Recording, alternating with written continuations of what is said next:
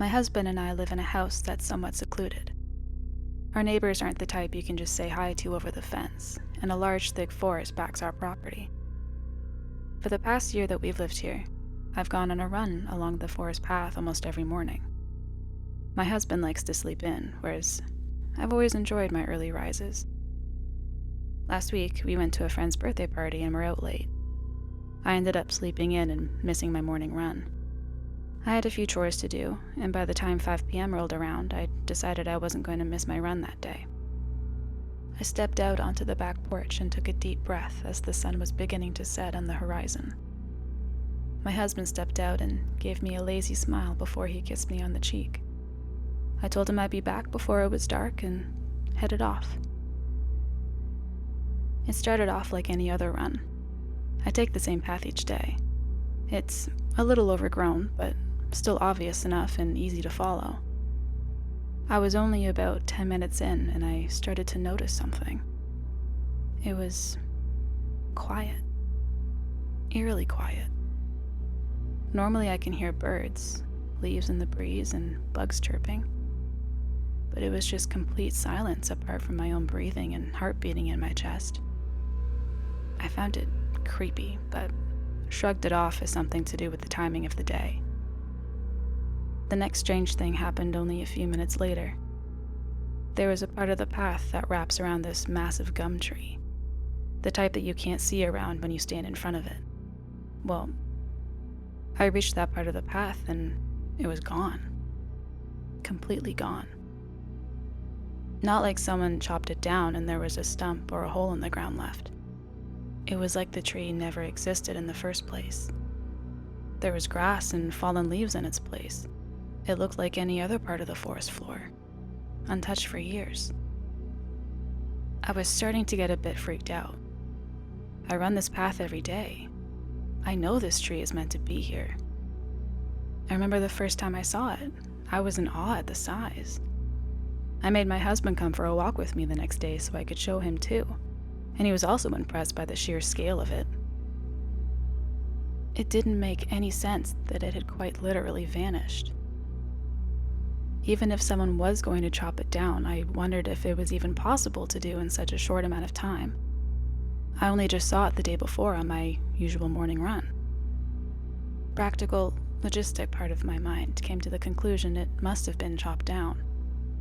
I decided I would wait to talk to my husband about it when I got back and maybe even bring him with me the next day to have a look. Maybe he would have an obvious answer that I was missing. Perhaps I could contact the council and ask them about it. I shook it off and continued along my path. As I continued running, I started to get this off feeling in my stomach. Something just didn't feel right, but I didn't know what it was. After a while, I noticed that the sun was setting, fast. I was losing light quickly, which didn't make any sense. I only left at 5 p.m. The sun wasn't due to set until almost 7, and I'd only been gone about 20 minutes. I looked at my watch and, sure enough, 5:23 p.m. I checked my phone and it said the same. Just to be sure, I opened up the weather app and checked the sunset. 6:46 p.m. I was standing in almost darkness, staring at my phone in total confusion. I had no idea what was going on and it was scaring the crap out of me. I knew the trees would make it dimmer than out in the open, but this was different. I decided enough was enough and I was just going to cut my run short and head home. I turned around and began running back the way I came. After another about 10 minutes of running, I was stopped in my tracks and I felt my heart almost stop.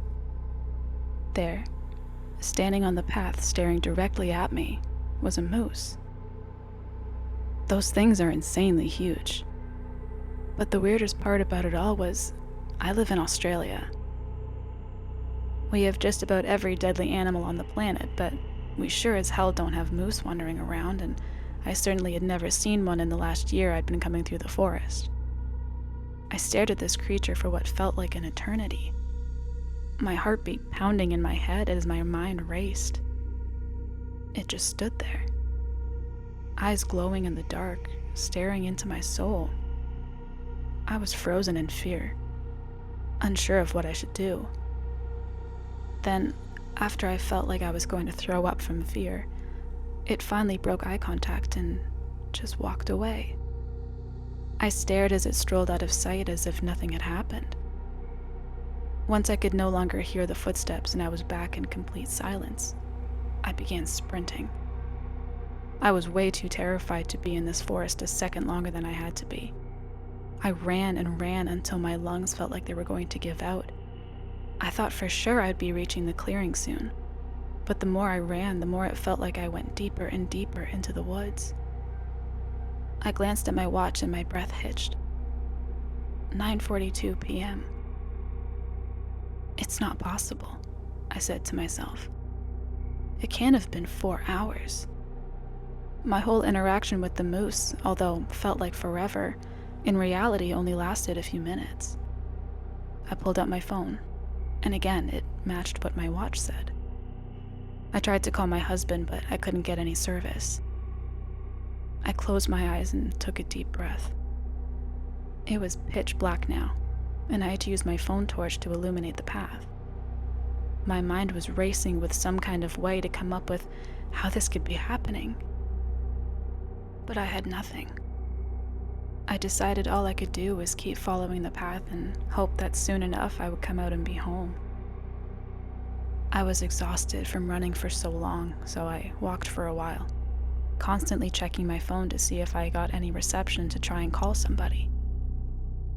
I knew that I should have been out of that forest by now. I tried my best to stay calm, but I was panicking internally. Suddenly, I froze with fear when I heard a deafening, guttural scream in the distance. I'd never felt so sick in the stomach. My heart was pounding in my chest and I felt like I was about to pass out. It was unlike anything I had ever heard. It didn't sound human. But I couldn't think of any kind of animal that makes that noise either. I turned the flash off my phone. For some reason, standing in complete darkness felt safer to me at that moment. I didn't dare move as I intently listened for any more noise. Not a sound.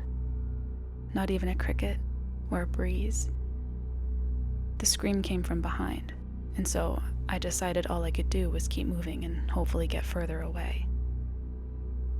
I'd heard online that mountain lions make terrifying screaming noises, but again, to the best of my knowledge, there are none in Australia, and certainly not in my area. Either way, I was not interested in finding out, so I picked up my pace as I continued down the never-ending path. Then, I heard it again. Only this time it was much louder, meaning only one thing. It was getting closer. I broke into a full sprint, the adrenaline burst giving me the extra energy I didn't know I had. I ran for as long as I physically could before I had to slow down to catch my breath. I glanced at my watch again. 1:05 a.m. I let out a short laugh in disbelief. I closed my eyes and rubbed my temples as I took a few deep breaths. I was too afraid to stay still, so I began walking again. The forest felt never-ending. There was no sign of a clearing or anything that looked familiar. No matter how much I moved, I just seemed to go deeper and deeper into the thick woods. I no longer even had a path. I was just stepping over branches and bushes, trying my best not to trip. I was watching the ground for so long I forgot to look ahead of me. And when I did, that's when I saw him. Or rather, it. Standing just a few meters from me. I could make out the figure of a pale person with their back facing me. I should have been thrilled to see another person, but for some reason, their presence irked me. And right before I was about to blurt out something, I stopped myself. It was hard to make out any details in the dark. My eyes had somewhat adjusted, but from what I could see, he was just standing there, facing the other way, seemingly doing nothing. He looked bald and I struggled to make out any clothes on his body. As I was studying him, that's when it happened. His head slowly turned until it was facing me. My breathing stopped when I saw its face. Instead of human eyes, it had two large black circles that looked like mini abysses. It had no nose and a mouth that matched its empty eyes. When I didn't think it could get more terrifying, the creature slowly began to stand, and I realized it was actually squatting initially. I watched in frozen terror as the creature's long, skinny legs came into view, right as it dropped its freakishly long, skinny arms at the same time. It must have been more than 10 feet tall. Once the creature had fully stood up, it turned towards me. I was too scared to move, to think, to breathe. All I could do was watch. It stared at me for a moment before dropping its jaw to let out the most unearthly, thunderous roar you could imagine. This was enough to snap me out of my frozen state of terror. I turned on my heel and sprinted in the opposite direction of the creature. My chest was burning as I ran as fast as I could. I refused to look behind me, but I could hear the thumping legs following behind me. I had no sense of direction, no plan. All I could do was run. I still couldn't see that well, and so I hadn't seen the edge until it was too late, rolling and toppling down a steep hill until I landed in the thick brush at the bottom. I groaned in pain, winded from the fall.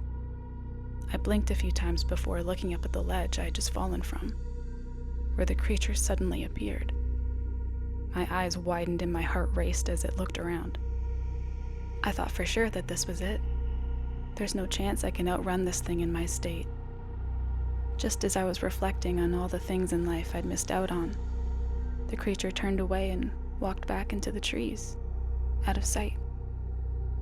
I let out a breath I didn't realize I was holding on to. The bushes must have swallowed me up enough that it didn't see me. I checked my watch again. 4:59 a.m. After laying there for a few minutes to catch my breath, I slowly sat up, wiping the tears from my eyes as I could finally think for a moment. When I felt ready enough, I rose to my feet and looked around. I then noticed the path, a very familiar path. It was the one I ran every day. I began following it, hoping and praying with every step that my ordeal would finally be over. After a while, the forest started getting thinner, trees more spaced out, until finally I could see a clearing with light. I audibly gasped as I quickened my pace into a full sprint towards the opening, and when I came out on the other side, I could see the sunrise. Tears filled my eyes as I saw my house in the distance, and I continued running until I got to the back door. I burst into the house and saw my husband sitting in the living room with a mug in his hand. He turned and gave me a puzzled look when he saw me. "You all right?" he asked. I stared at him in disbelief. Why was he not more concerned? Why hadn't he been out looking for me? "Are you joking? I've been gone all night. I got lost and so many crazy things happened. The time went all weird and..." "All night? What are you talking about? You were gone for like 20 minutes, he responded, totally bewildered by my shouting. "But the sun is rising. I saw it when I was coming back," I gasped, still trying to catch my breath. "No, that's the sunset." He rose and came over to me, concern on his face. He pulled out his phone and pointed at the lock screen. "Look, 5:24 p.m. You were gone for less than half an hour."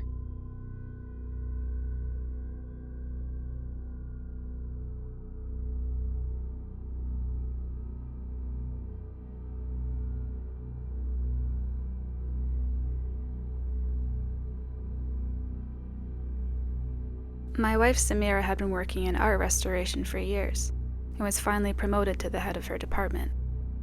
She's always been a talented artist, and the science behind it was an added bonus in her mind. I was so incredibly proud. It was her dream job. At first. For that first year, she was ecstatic. Even when she worked 60 hours a week. Even as she was restoring famous pieces of art. Or pieces so old that any mistake or misinterpretation would be quite literally destroying history. Her words, not mine. She was truly happy. During her career, we developed a tradition. I'd meet her at the museum for lunch, and she'd gush about her work. If she could safely take a picture, no flash, of course, she assured me, of what she was working on, she'd proudly show me. But a month ago, something changed. I first noticed it in her eyes as we were eating dinner. She stared off into the distance, an unreadable expression on her face. She looked more exhausted than I'd seen her in a long time. So, what are you working on? I tried to break the silence. Usually she volunteered the information freely and with excitement, but she had been quiet on this piece, almost avoidant. You may have heard of this one. Her face finally lit up. Blind portrait. I shook my head, asked if she could show me. For the first time, she said no, but maybe I'd recognize it when she was done with it. You're going to love it when you see it, she replied slyly. It wasn't one of their pieces, she informed me. It was from another prestigious museum, and she was assisting with the restoration after their own team had tried but couldn't finish it. Not in the way it deserved, she added. They'd failed. The way she described the piece was with so much affection. I could see why she was pouring so many hours into it. But not long after, she began to change. Her already grueling hours transitioned into her practically living at the museum. When I went to meet her there for lunch, she'd ignore me, sequester herself in the lab instead, till I gave up and went back to work. Days would pass without me seeing her, but in the instances I did, I could tell something was eating away at her. She looked exhausted. Her once beautiful hazel eyes, they'd been the color of honey with flecks of greens and blues and browns. They were the first thing I'd noticed about her when I met her. They'd begun to look duller and bloodshot, almost as if they were receding into her head. They were ringed with dark circles, and I could have sworn she was even losing hair over it. Over the next week, I must have asked her how she was doing 1,000 times, because she seemed to always have panic written on her face, but she never answered. Eventually, she confided in me the source of her stress. They say I'm not moving fast enough. I'm not putting enough into it. It's never enough. She looked at me, her eyes red but tearless, as if she'd already been crying for hours and had nothing left. It needs to be ready. It needs to be seen. But I'm running out of supplies, she added after studying me for a long moment, in a way that made me feel oddly uncomfortable. I was incredibly pissed off with her employer on her behalf. Samira had always been one of the hardest workers I've ever known. I'm not just saying that because she's my wife, either. She puts her all into every single piece of art that she restores, and I'd never heard of them trying to rush her to that extent before.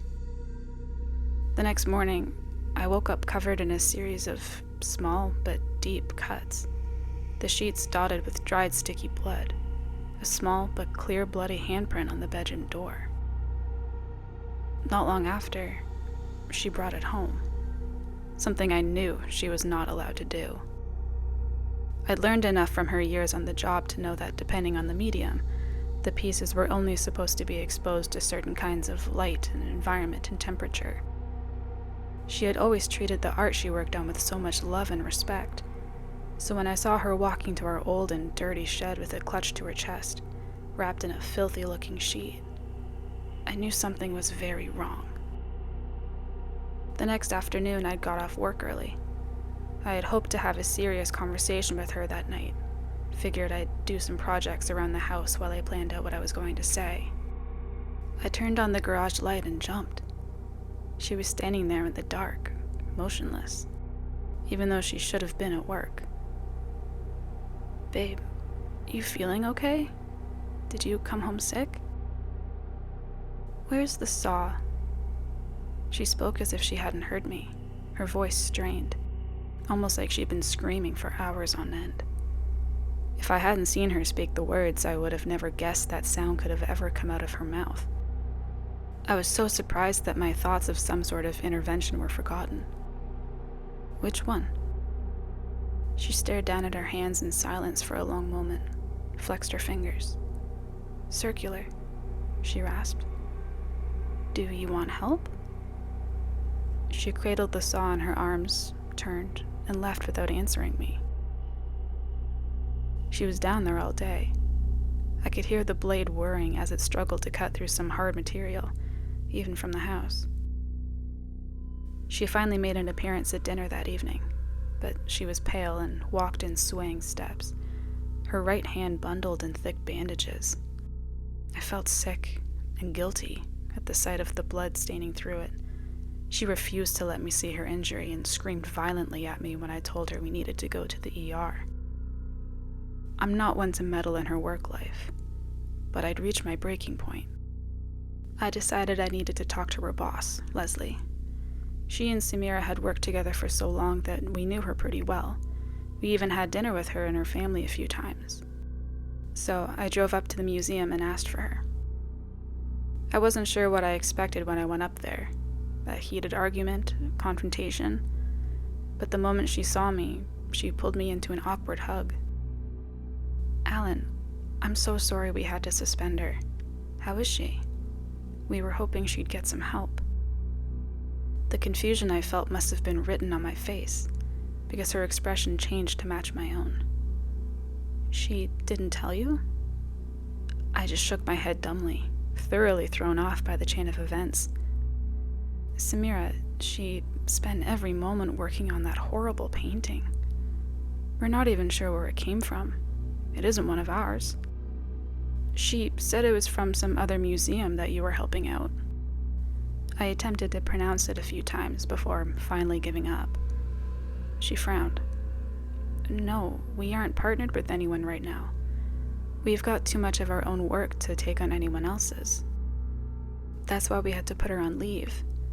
Yes, she was neglecting her work here, but it was the effect that it had on her that worried us. That piece, it was disgusting. I don't say this often, but that wasn't art. Art has soul, something to give you. That piece had nothing to give. It only wanted to take." I drove home, angry and dumbfounded that my normally honest-to-a-fault wife had been lying to me for weeks. I called out gently for Samira, but she wasn't in the house. I approached our storage shed-turned-workshop to check on her, but she wasn't there either. I approached the painting. She had made no effort to hide what she was doing. It was like she didn't even think it was wrong. And where do I even begin? The painting itself was an atrocity. I'd looked up blind portrait since she refused to show me. After her concerning behavior, I felt I needed to know what it was that she was working on. I didn't find any one specific piece with that name. Instead, that a blind portrait was exactly what it sounded like. One drawn without the artist looking, maybe as a creative exercise or to practice fundamentals. But no, the painting my wife was working on was immaculate. Someone had clearly crafted it with their full vision and attention. It was exquisitely drawn, down to the smallest of details. I'm no expert, but the smoothness, the way colors were blended, the detail of the clothing and the hair against a backdrop of swirling reds, it was captivating. I'm no expert, but felt it would have even been a masterpiece if it hadn't been so goddamn disturbing. The subject, a woman, was beautiful, or rather she would have been, if the flesh above her exposed teeth wasn't torn in such a way that it almost resembled a playful curling of the upper lip. The teeth. The top row, since the bottom jaw was totally gone, a stark white against the background that were so detailed, so realistic, roots and all, that they looked like I could reach out and touch them. I realized why the portrait was called Blind. The young woman, she had no eyes, rather just dark holes in her skull where they should have been. The twin streams of blood and damage to the delicate skin around them that the artist focused on in painstaking detail suggested that they had been there at some point, though. The longer I stared, the more I felt tempted to reach out and touch it, to complete it. I felt myself striding towards it, clawing at my skin, reaching for my eyes. She'd looked so incredible with a pair of her own. What finally snapped me out of it was when I got close enough for the smell to hit me. It was so overpowering that my eyes began watering profusely, breaking my eye contact with it. I couldn't help but gag when I realized how exactly Samira had been restoring it. The reds of the background behind the woman, they held the odor of copper and faint decay of old blood mixed with paint. Long bits of white bone with cut marks had been haphazardly added to fill the missing portions of the frame. The teeth. There was a reason they looked so realistic. Exposed roots placed lovingly, completing where the woman should have been. Samira had flashed me an odd but otherwise perfect smile just the night before. I wondered how many others had tried restoring the painting. What exactly she meant when she said that they failed. Leslie's words about the painting only taking were fresh in my mind. I waited up for Samira for hours that night. I eventually heard her come in and the sound of our ancient sofa protest as she fell into it. "Babe," I whispered cautiously.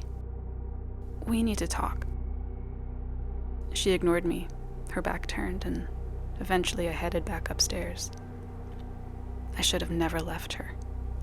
I should have tried harder to get her help. She was gone again in the morning. I searched for her in the house before finally finding her standing in a shadowy corner of the dark shed. She was painting what appeared to be crudely drawn swirling faces with her fingers. Even in the scant light, I could tell what medium she was using to paint with. I tried to go to her. Clearly something was very wrong and she needed my help. But mid-step, I found myself turning to approach the painting instead. As much as I hated it, as much as it sickened me, I couldn't get it out of my mind ever since I'd seen it. I needed to see it. I needed to complete it. I choked back a sob when I moved back the fabric covering it. I still hate myself for that fleeting pang of jealousy that I felt. It was finished. There was a new addition since the last time I'd seen it.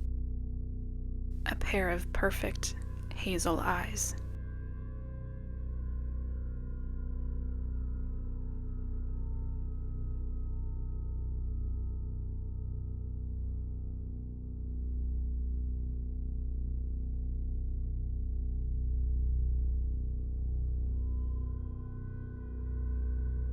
No one really remembered why the bridge had been built, or by whom.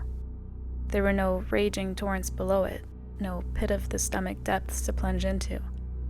Instead, the bridge, a quarter of a mile of sleek white stone, arced gently across a shallow, smooth-banked valley whose floor was not lined with jagged rocks, but with pleasant grassland freckled with wildflowers. The banks of the valley could be climbed, even strolled, with ease, although no one ever did. The valley never flooded. Rain was infrequent in these parts, and there were no great rivers or waterways within miles of the bridge. The valley itself stretched for 3 miles either side of the bridge, before tapering off gently into yet more grassland. Roads wound wide around either side of this slender groove in the land, but no roads connected to the bridge. No one knew why the bridge had been built, or by whom, and no one ever cared to ask. The bridge simply was.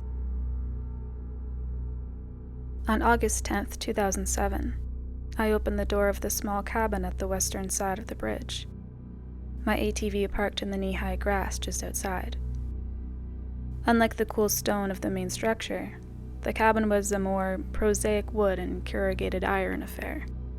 The interior smelled of warm plastic, with an afterglow of deodorant spray used by Chris, my colleague who worked the night shift.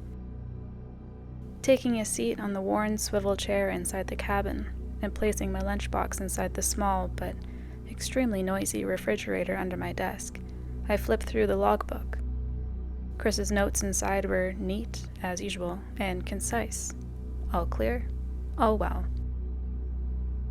I remember pouring myself a cup of coffee from the flask I always brought with me, a gift from Kate, battered now after 10 years. I carried on with the daily ritual, a tentative sip of hot coffee, and the first stare through the pair of binoculars I'd been allocated. I looked out through the window of the cabin, across the bridge. I could make out the cabin at the edge of the eastern side, almost identical to my own, but I could never, in fact, make out the occupant. I had never asked who sat on the eastern side, or why. My contract stipulated that I was not to cross the bridge, and not to attempt contact with the eastern side, even though the occupant must surely be a fellow employee. After all, the bridge sat within the same state. It crossed no borders. But I wasn't inclined to inquire. My role was simple, and the pay was adequate. No need to rock the boat. I was simply to watch and to take notes, however uneventful the day was. And the days were always uneventful. They had been ever since I took this job 11 years ago. I recall, just after midday, feeling a bead of sweat roll down the back of my neck. The sun was really beating down on the flat iron roof of the cabin now. That sticks in my memory. I flipped the switch on the small desk fan mounted over my right shoulder and wrinkled my nose as the blades whipped up a plume of dust that tickled my nostrils. That always happened. Every time. I looked up absent-mindedly and noticed a figure stumbling along the bridge before returning to the sports magazine I had open on the desk in front of me. I remember I reached under the desk and pulled my lunchbox out of the refrigerator, relishing in the waft of cool air against my legs as I did so. And then I stopped. Lunchbox still in my hand. Refrigerator door still open. Someone was on the bridge. My heart began to race and I raised my binoculars again. There, halfway across the bridge, was a figure. They were moving slowly. It looked like they were exhausted or hurt. I felt sick. There was no radio in the simple, bare cabin. No one to call for help. There had never been any need, nor any possibility that there would ever be a need. There was simply the logbook filled with page after page of all clear and all well. I had received no instructions on what to do in a case like this. I was simply to observe, to watch, take notes, and hand over to Chris at 8 p.m. I stood unsteadily. I felt dizzy, and my legs were numb, like they'd fallen asleep. I opened the door of the cabin, hardly noticing the sun beating down on me or the flies attracted to the sweat on my brow. I brought the binoculars with me and walked to the western entrance of the bridge, placing myself centrally so that I could look across the long span of white stone. I was careful to stay a foot or two off the stone, however. Although my contract simply told me not to cross the bridge, I had always instinctively felt that it was better not to set foot on it at all. The figure kept coming. They were walking along the left-hand side from my perspective, and through the binoculars I could see that they had one hand leaning against the waist-high wall that ran along either side of the bridge as they went, with their left foot dragging behind them. Then they stumbled and fell, and were still. I remember I gasped out loud and involuntarily took a step forward, the binoculars falling from my hand, landing with a crack. I looked down and realized I was now on the bridge.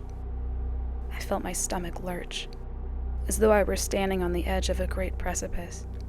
But no, the stone was firm underfoot. There was no pain, no disorientation, no electric jolt through my body, no suddenly materializing manager admonishing me for my transgression. Just smooth, polished white stone underfoot. It was just a bridge. I walked forward slowly, gingerly, as if trying to maintain balance on a narrow beam across the river. I kept my eyes fixed ahead. The figure was just visible, still unmoving. My pace quickened, and before long I was at the figure's side. They lay on their stomach, one arm outstretched in front of them, the other tucked underneath their body. Slowly, I reached out to turn them over. It was a woman, perhaps in her 50s, her hair gray and cropped short. She wore a gray jumpsuit, the sort of thing a mechanic might wear, immaculate, save for the small blood-reddened hole in her chest. Her eyes closed, and she didn't appear to be breathing. I bent my ear to her mouth and nose. Nothing. Fingers trembling, I took her pulse. Nothing. I sat back quickly. I felt tears sting my eyes without really understanding why, and wiped them with my forearm, succeeding only in smearing them with sweat. I sat for a while, simply looking at her. What should I do next? I was having trouble focusing. Thoughts swirled in my head, and each time a plan of action began to coalesce, it was swept away on a short, sharp wave of renewed panic and anxiety. I calmed my breathing and closed my eyes, screwing them shut hard until lights appeared behind my eyelids. Then I opened them again and looked at her afresh. I now, truly, registered the wound in her chest. I was no expert, but it looked like a gunshot wound. Small, precise, even neat. I had heard no shot, though, and sound carried out here on this empty plain, where the nearest roads were at least 3 miles away. A strange sense of calm began to take over. The panic was subsiding now, although I was damned if I knew why, and was replaced instead with a powerful sense of curiosity, a need to find out what had happened to the woman sprawled in front of me, and where she had come from. Standing up again, I began to walk slowly towards the eastern side of the bridge. As I approached the halfway point, there was no marker. I simply knew. 11 years of watching this bridge meant that I knew every inch of its surface. The sense of nervousness began to return. I couldn't see anyone on the other side. No gunman, no one at the eastern cabin at all. I was conscious that crossing this invisible line would represent a point of no return. One of the only stipulations in my contract was that I must not cross the bridge. But I was emboldened now, or rather driven. Nothing like this had happened to me before. I made the final few steps forward. 1, 2, 3, 4. The white stone bridge was gone, and so was the grassy plain beyond it. And then suddenly, in front of me stretched a brutish iron gantry. It stretched out 1/8 of a mile in front of me, its exit or entrance, blocked by curls of barbed wire. The eastern corrugated iron cabin was gone.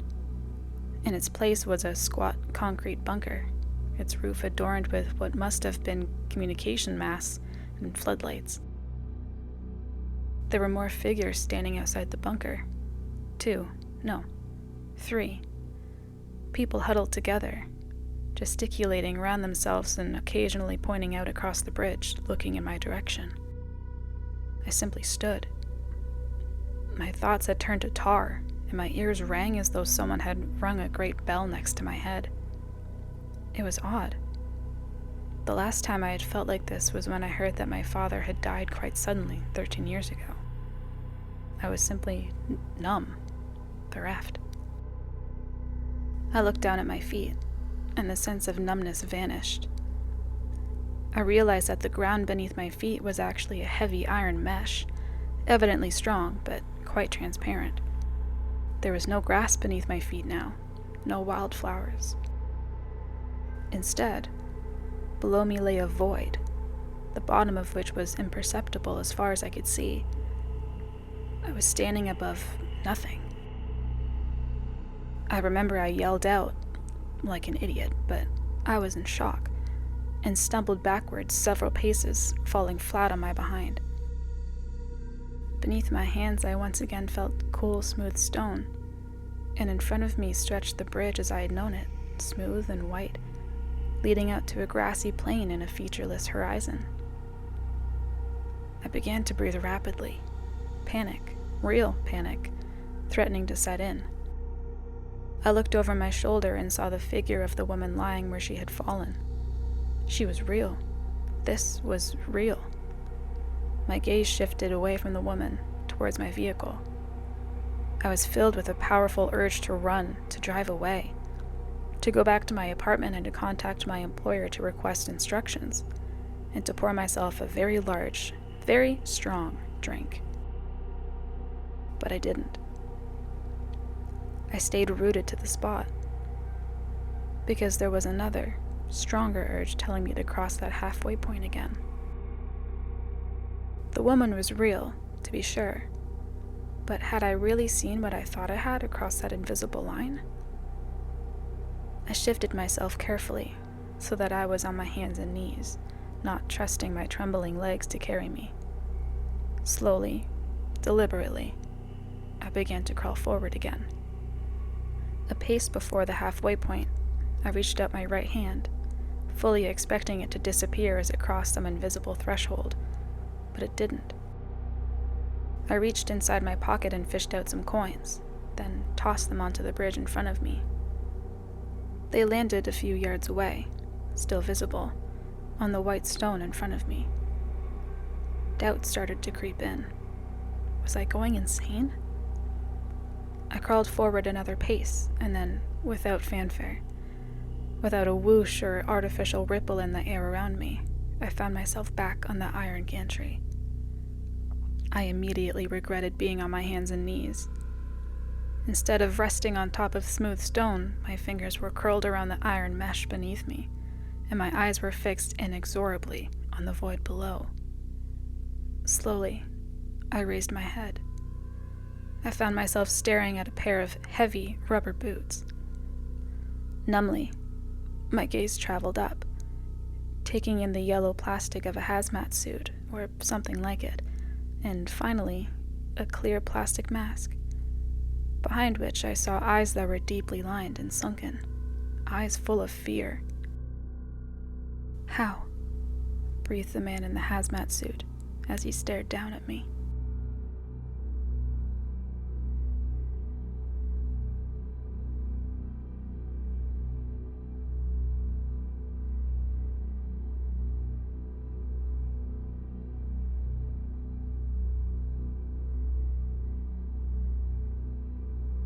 A couple of years ago, my now husband and I moved into our first home. Right off the bat, our not-so-normal home began to experience some paranormal activity. Nothing too weird.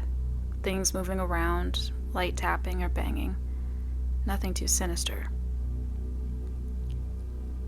After a while of living together, we decided to try for a baby, and were able to conceive. 9 months later, out came our daughter. Now, that might sound a bit unnecessary, but the problems seemed to start when we brought her home. The first 2 nights were okay, other than a massive lack of sleep, but night 3, it got a little worse. The light tapping began to get louder, more aggressive. The worst part was that we were hearing it more on her baby monitor rather than anywhere in our house. When we'd hear it, we'd watch for a few moments, only to realize that her eyes were open. She wasn't crying, she wasn't fussing, she was just awake, looking around. The scariest part was when she looked up at what was the ceiling and just seemed to start smiling. To this day, we don't know what she was looking at. We were just happy that she was okay. Alright, now, bear with me. No, the title isn't misleading. I just needed to start from the beginning. My daughter is now 6, and the problems seem to re-escalate. From banging on the walls and throwing things around, My daughter even told me that she has heard scratching coming from under her bed and in her closet. There's just one factor that I just can't shake, and that's the fact that she doesn't seem scared or worried. Recently, she's been sitting on the edge of the basement stairs, talking to nothing but darkness. When she spots me, she just looks up and smiles. My most vivid memory of this happened just last night. I was getting her ready for bed, and while I was grabbing her before bed snack and drink, she was right behind me. When I turned around, she wasn't there. Insert creepy child whispering. I set her snack and drink down on our island, and when I went around the corner, there she was, whispering into the abyss. I got closer to her, and among her whispering, I could have sworn I heard something whispering back. Normally, my daughter turns around upon hearing me approach, but this time, it was as if I no longer existed. "I think you're starting to scare my mama," she whispered. No shit, I was scared. The second I put my hand on her shoulder, she jerked her little head back towards me. That was the first time I saw fear in her eyes. It soon relaxed when I pulled her up and shut the door. I still don't know why she looked at me so frightened. I hadn't meant to scare her, nor did I expect the reaction. During this time, my husband was a month into his work trip, 3 states away. I decided to test something out and asked my mom to look after her for a night or 2. Though hesitant, she agreed and took my daughter in for a few nights. Within these 2 nights, I decided to experiment. I noticed that while I slept, the sounds didn't seem to appear. I even downloaded a sleep app to document whenever a sound may have been made. During the first night alone, I went downstairs for a snack and the basement door was open. I didn't think much about it and shut it. During the second night, a similar thing happened. Only this time, when I shut the door, I heard something crash downstairs, run up the stairs, and begin scratching at the unlocked door. After nearly succumbing to a heart attack, I proceeded to run upstairs and call my poor husband, who was asleep. I explained the situation and he told me to get a security camera. What he told me next was something I didn't want to hear. "Why don't you put it in the basement?" "Sure, let me just venture into the demonic basement to install a camera in order to catch what your child has been talking to in the dark." Sure enough, I ordered a security camera that same night and decided to go to sleep. By the next morning, there was a message on our answering machine, sent from my mom. She was basically telling me to come get my daughter and that I needed to get her exorcised. Here's the transcript. I must note that some things were a bit muffled, so I had to do my best. "Hey, honey. Though I had no clue why you asked me to watch your daughter for a few nights, I was thrilled to spend time with my grandchild. But she always spends 10 minutes before bed staring down my basement stairs or down my hallway or anywhere there's complete darkness, and she just talks. Once she finally goes to sleep, there's about an hour before all hell breaks loose. Please come get her. I want my calm back." I felt so bad. I knew I shouldn't have put her through that, but it was better her than a complete stranger. Upon hearing the message, I rushed to get my daughter. When I finally made it to my mom's house, I found my daughter in tears, dreading going back home. She clung to me tightly and just sobbed in my arms. I felt bad at first, almost mad, wondering what my mom had done to her. My daughter, a girl who rarely felt many emotions other than happiness, was crying. But then I remembered. 2 nights earlier, she looked at me with pure terror on her face. I was furious until I heard my daughter whisper something in my ear. I couldn't tell what she said at first, so I pulled her back slightly and asked her to repeat herself. "He wouldn't let me and Nana sleep. He wants me to come home." I nearly dropped her. Thanking my mom, I rushed to put my daughter in her seat and rushed the two of us back home. Luckily, my security camera came, and I was able to set it up on the fireplace pointed right at the kitchen in the basement. The moment we got home, it was like no time had passed. She was no longer sad. We had fun, and I felt a little better. But, like clockwork, by the time her bedtime came along, she asked for her snack and drink and went right to her spot. This time, she looks up at me and says, "Don't look into the dark." By now, I'm pissing my pants. I'm dragging her to bed, disregarding her snack, ready to call a priest. I call my husband and ask him if he can come home sooner because I can't do this anymore. He says he's supposed to be back tomorrow by noon. Little did I know that putting her to bed would be such a dumb mistake. This time, the banging was right outside my door. It was loud. I thought I heard screaming, but the adrenaline made my head feel light, and the second I laid down, I passed out. The next day, I refused to leave my room until my husband got home. I let my daughter come into my room and we spent the time watching TV. When he finally got home, I insisted we look over the footage from last night.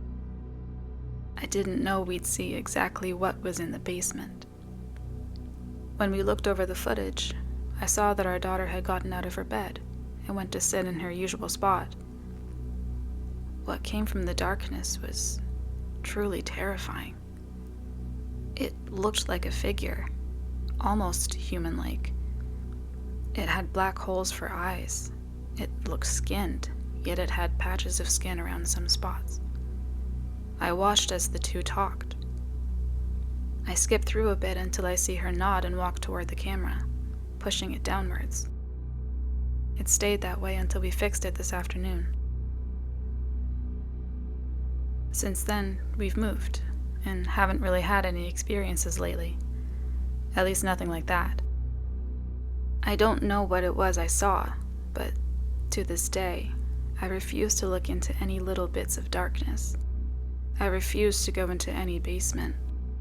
And I refuse to let my daughter sit in complete darkness alone. She's in her teens now, and doesn't seem to have any recollection of this ever happening. I just need answers. What was talking to my daughter? Is there a possibility of it ever coming back? Please, help me.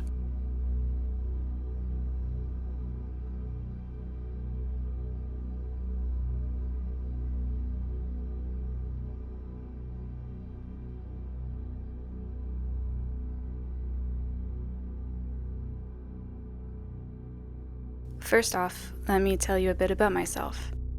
I'm a 22-year-old female who enjoys playing obscure and forgotten MMO games. I love being online, chatting with random people I encounter, but I never realized that I might encounter something like this.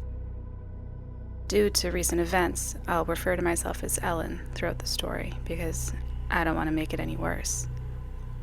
I also had to edit out the email addresses because people who started sending to them started to DM me, telling me that they responded very weird stuff back. It started on a site where people are able to discuss and talk about a game called Meridian 59. I was in one of the chats when a person called Yowfaulo joined in on a conversation. It started nice and friendly. He stated that we had played together in Project Gorgon once, and that he was pleasantly surprised to see me in the chat. Even though I couldn't recall his name, maybe because I played with so many people, I enjoyed the conversation we had, and after a while, I gave him my Discord tag. We parted ways after that, and he said to add me soon so we could play together in the future. The next morning, I saw a friend request in my Discord, and saw that his Discord name was the same one as the one in the chat yesterday. I added him, and after waving, he immediately came online. "Hey," his first message read. I responded with a "hello" back, and we started chatting again. After 15 minutes of polite conversation, I curiously asked him where his name came from. He didn't respond for a minute, but eventually he told me that it was an anagram for something fun. He added the quotations himself. A bit weirded out, I didn't question him further and told him that I was going to go and do something else, not specifying what that was or informing him any further. He wasn't really happy about it, but reluctantly said, fine. I started to find his behavior a bit weird, but shrugged my shoulders and started to boot up a new MMO I discovered some time ago.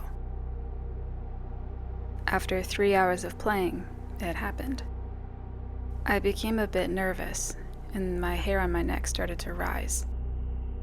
As I was reading the in-game chat, a player called YaoFaolo joined the game. With such an obscure tag, I knew it could only be him again. I tried to calm myself down. It could be that this was just a coincidence and it was just a meaningless thing. But soon enough, he typed, "Hey Ellen," in the chat. And I just knew I was dealing with a stalker. Not responding to him, I blocked him on Discord and Steam and also made my socials private so if he went snooping around, he couldn't find me. I had heard enough creepy stories to know what stalkers are like. A bit relieved I was safe again, I let out a sigh of relief. I was glad it was a minimal encounter, and I dealt with it before it went out of hand. Or so I thought. Not even 5 minutes after blocking him, I got an email from a person called Redacted. It contained only 5 words, but it was enough to make me really, really scared. You made a big mistake. My blood went cold as I read it. I had no idea how he could have gotten my email as I use fake mail for most of my accounts. I didn't know how to deal with it or what to do anymore. None of the stories I had heard prepared me for this, and I felt a creeping fear that this guy was going to do something very bad. I emailed him back, saying that I blocked him for a reason and that he was seriously creeping me out, stating that I would go to the police if he continued like this. I then proceeded to create a new main email account and deleting the old one. It was going to take me some time to change my email everywhere, but I wanted to get rid of this guy as quickly as I could. For a few days, nothing new happened. It seemed that he'd lost his trail on me, and I prayed that he also wouldn't bother anyone else. After college, I went home and booted up my computer to be welcomed by a new email. A mail to my new main mail account. I was nauseous immediately and felt sick to my stomach as my hands began to tremble. Redacted had sent me a mail. It read like this. In shadows I dwell, an eternal dance with your fears. No escape, no sanctuary. My obsession, a relentless specter haunting your every step. I love you so much, my ever-love, my dove that only wants me dying. You'll regret it, though, you making me crying. I love you. I follow you. I, now in full panic mode, went to the nearest police station, showing them all the evidence asking them for help. They stated there wasn't much I could do besides putting down a complaint against an unknown. They told me to change my accounts again and to make sure I remained as safe as I could. When I got home again, I started crying. I never asked for this, and I was so scared someone was going to hurt me. Still in tears, I decided to call my dad, who was on a business trip at the time.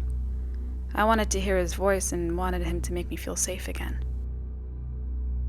He didn't pick up at first, but after the 3rd call, he eventually picked up, and I started blurting out everything. After not hearing him saying anything back or making any noise, I went quiet. The other part of the line was quiet too, only for a faint, heavy breathing on the other side. I started crying again and whispered, "Dad?" But my question was answered by the other side of the line ending the call. I stood there for a couple of minutes, staring at the phone, not knowing what to do. I wanted to head back to the police again and have them check whether my dad was safe, but I was unable to move. I was so afraid and shocked, and that made me just stand there like a statue glued to the ground. I only could move again when the power of my house went out. My heart dropped, and frantically I started swiping on my phone to put on my flashlight. Had he found me? Did he cut off the electricity? Was he going to kill me? Never in my life had I been so scared. I quietly went up the stairs, heading to my room, listening to any sound that could indicate he was entering my house. Reaching my room, I started to think that maybe something else had happened, trying to rationalize the power cutting out. Maybe it was just a malfunction and the whole street was out. How could a crazy stalker have found out a way to cut off my power, let alone finding my house when I never told my location to anyone online? It was as I entered my room I heard the sound of shattering glass downstairs. I now was fearing for my life, and even peed myself a little. I quickly opened my closet and removed the grate that was at the bottom of the wall in the back. It used to be the entrance to the crawl space that led to the attic, but because of renovations, it was now a small space cut off from the entirety of the house. I was putting the grate back in when I heard footsteps running around my house. Doors were being opened with force, and things were breaking and thrown everywhere. It went quiet for a second, when, all of a sudden, the footsteps rushed upstairs and the door to my room was thrown open. Through the grate, I saw a small beam of light shining through the door of my closet. The beam became brighter, and the footsteps louder as it came closer to the door. The latter was slammed open, and the light ran through the closet. Only a bit of clothing was hiding in the grate leading to me now. My heart was racing, and cold sweat was running down my spine. I slowly placed my hand in front of my mouth to mask my breathing. Tears were running down my face, but I managed to stay completely silent. He went deeper into the closet, shining his flashlight everywhere. I could hear his heavy breathing and smell the stench that came off him. I could only see a little bit of him through the mix of grate and clothing, but I managed to see something. He was large, very large, wearing stained clothing with some stains that looked like blood. In his left hand he held a flashlight, and in his trembling right hand was a big, dull-looking kitchen knife. He was now standing practically beside the grate. Only the clothing on the clothes hanger were masking the top half of it. I was counting down the seconds before he found me when he made a blood-curdling scream and ran out of the closet, closing the door behind him. He started frantically running around my house, screaming my name and, "I love you. Let me take care of you, my dove." It took 4 hours for him to calm down and give up. I heard him opening my front door and leaving. I started crying heavily from the trauma I just lived through. It took some time for me to calm down a little and call the police. Comforting me, the responder told me a unit was on the way and told me to remain where I was. He stayed on the line till I could hear the sirens and then told me to remain strong before finishing the call. Hearing the sirens coming closer, I started opening the grate and started to climb out of my safe space. I couldn't believe that I was still alive and was thanking God when my closet doors were thrown open and a man rushed at me. He grabbed me by the throat and slammed me against the wall. I could feel my blood being cut off to my head because of the grip, and in the darkness, I could see his big, dark eyes looking at me, flashing his yellow, rotten teeth in a wicked smile. "I've caught my dove," was what I heard when a knife was thrust into my stomach. My vision got blurry and I started drifting away, losing consciousness. "I'll always be with you," was the last thing I heard before I passed out. I saw a big light when I opened my eyes. I thought I was in heaven, but when I opened them fully, I realized it was a hospital. I was hooked up to various life supports, and a bag with unknown fluid went into my vein. A nurse came into my room and surprisingly said, "You're awake?" Soon after, a doctor and a police officer came into the room. The doctor told me I had been out for 3 days and was recovering from a stab wound to my stomach and the infection that followed it. He then nodded to the officer, and the officer started speaking. He stated that after I lost consciousness, the police arrived at my house and found me laying on the ground, bathing in my own blood. They called the ambulance, and because of a wonder, he said, I survived. He told me that the person who had entered my home didn't leave any DNA behind, and even my throat was wiped clean by him to make sure nothing was left behind. The only thing they found was a note stating, "The ninth dove from my pen." I'm still in the hospital recovering. I don't know what to do next, but I wanted to write this to make everyone aware of this. Don't trust the people you meet online. He might be one of them.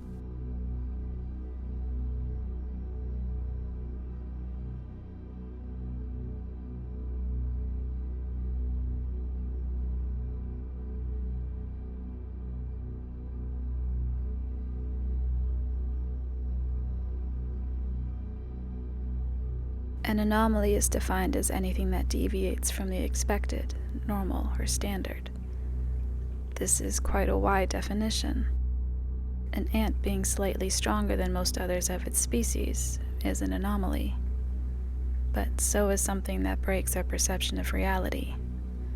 Something that goes against everything we've ever known, bringing the nature of existence into question, is an anomaly. Something to be studied. When it gets swept away, unexplained, however much the anomaly has affected your life, you begin to feel a lot like that ant. Insignificant. My sister is an anomaly now. It started with a simple complaint about her hand feeling strange, a tingling sensation. The doctors almost flat out refused to do anything. I want to be angry, but then I remember telling her my own thoughts. It's nothing. Everyone gets weird feelings. It'll pass. It's what everyone told her. I suppose we thought we were reassuring her. Then the next symptom began. We awoke to her screaming, over and over.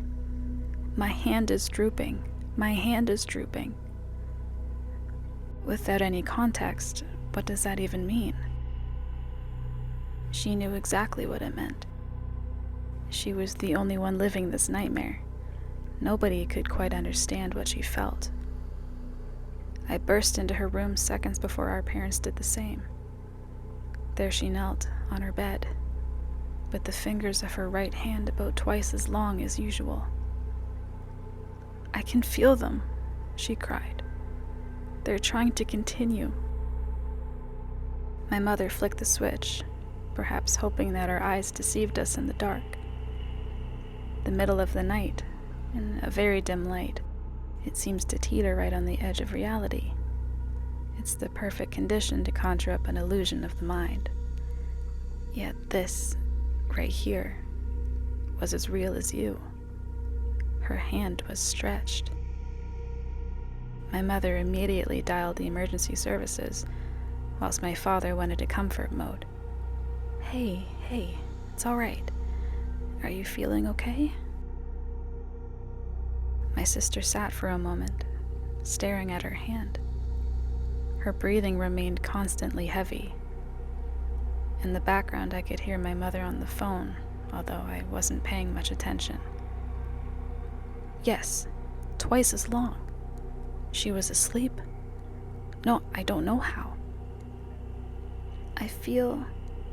She paused, perhaps focusing on the feeling, deciding whether or not she felt okay.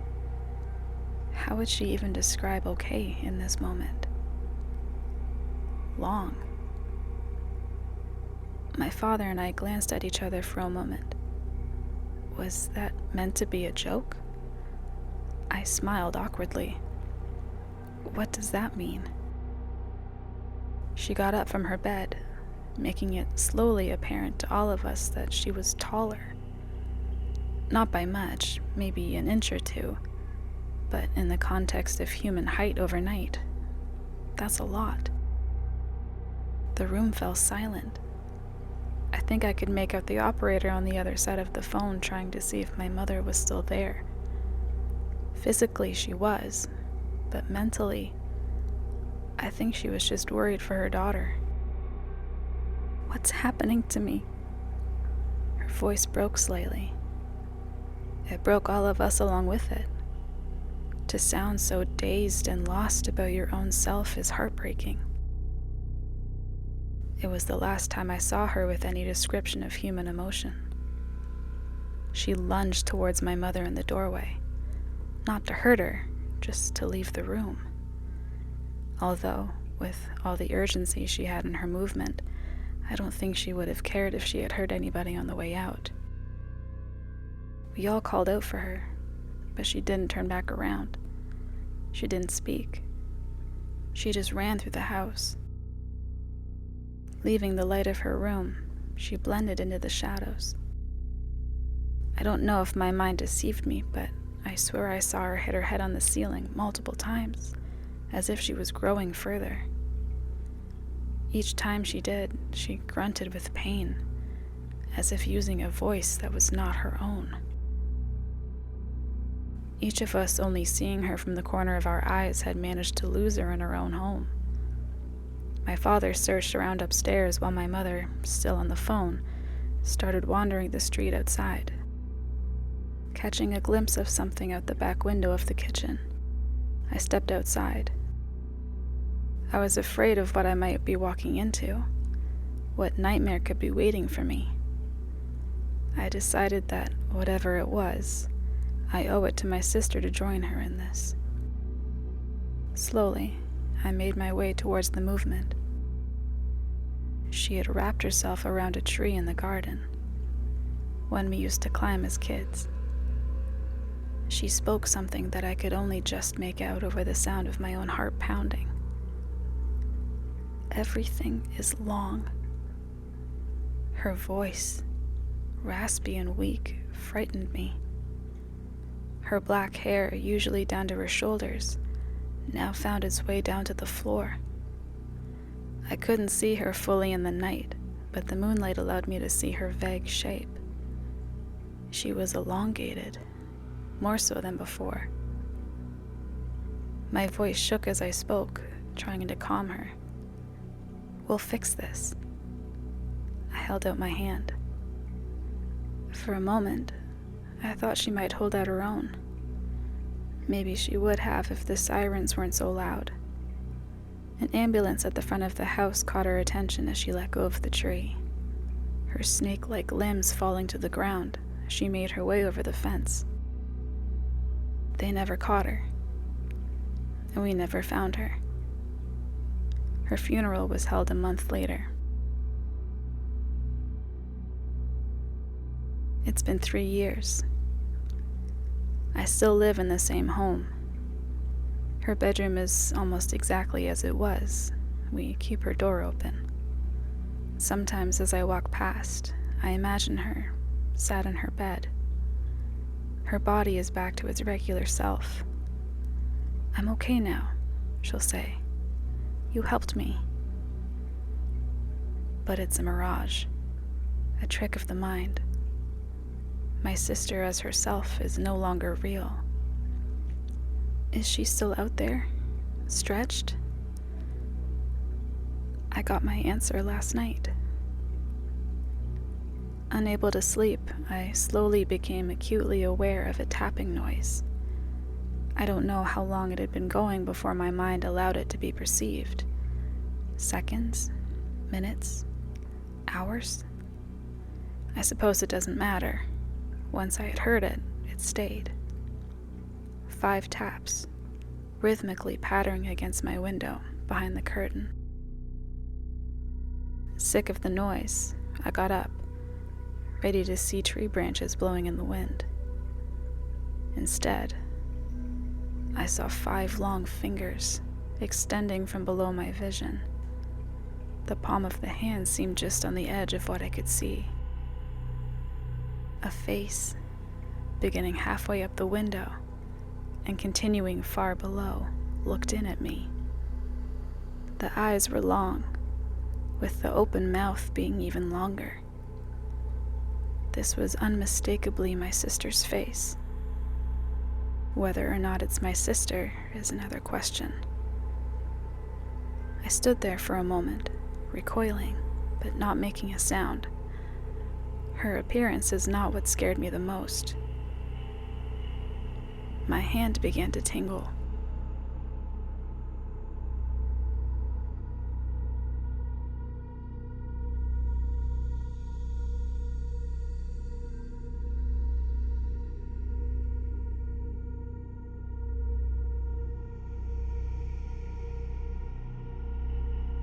My 5-pound Pomeranian, Killer Impulse, Kiki for short, certainly isn't mauling any home invaders for me, but she's always been a fantastic alarm system. I adopted her 2 years ago, and I can confidently say that she's one of the best things that's ever happened to me. I spoil her as best I can on my librarian's salary, putting all of my spending money towards vets, toys, and dog food. In exchange, she hunts bugs and rats that make their way into our dingy apartment. She provides me with endless entertainment, and she acts as a free delivery notification system. Kiki's always been exceptionally wary of strangers. It's a trait that makes socializing her pretty much impossible, but most of the time, I see it as a blessing. She always lets me know when someone's at our door, which makes me feel safer even though our apartment building is in a pretty bad part of town.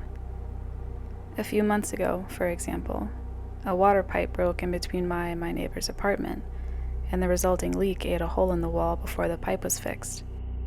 For a few days, I had to move my bookcase into the entryway to cover up the 6-inch diameter hole, through which I could see right into my neighbor's apartment and vice versa.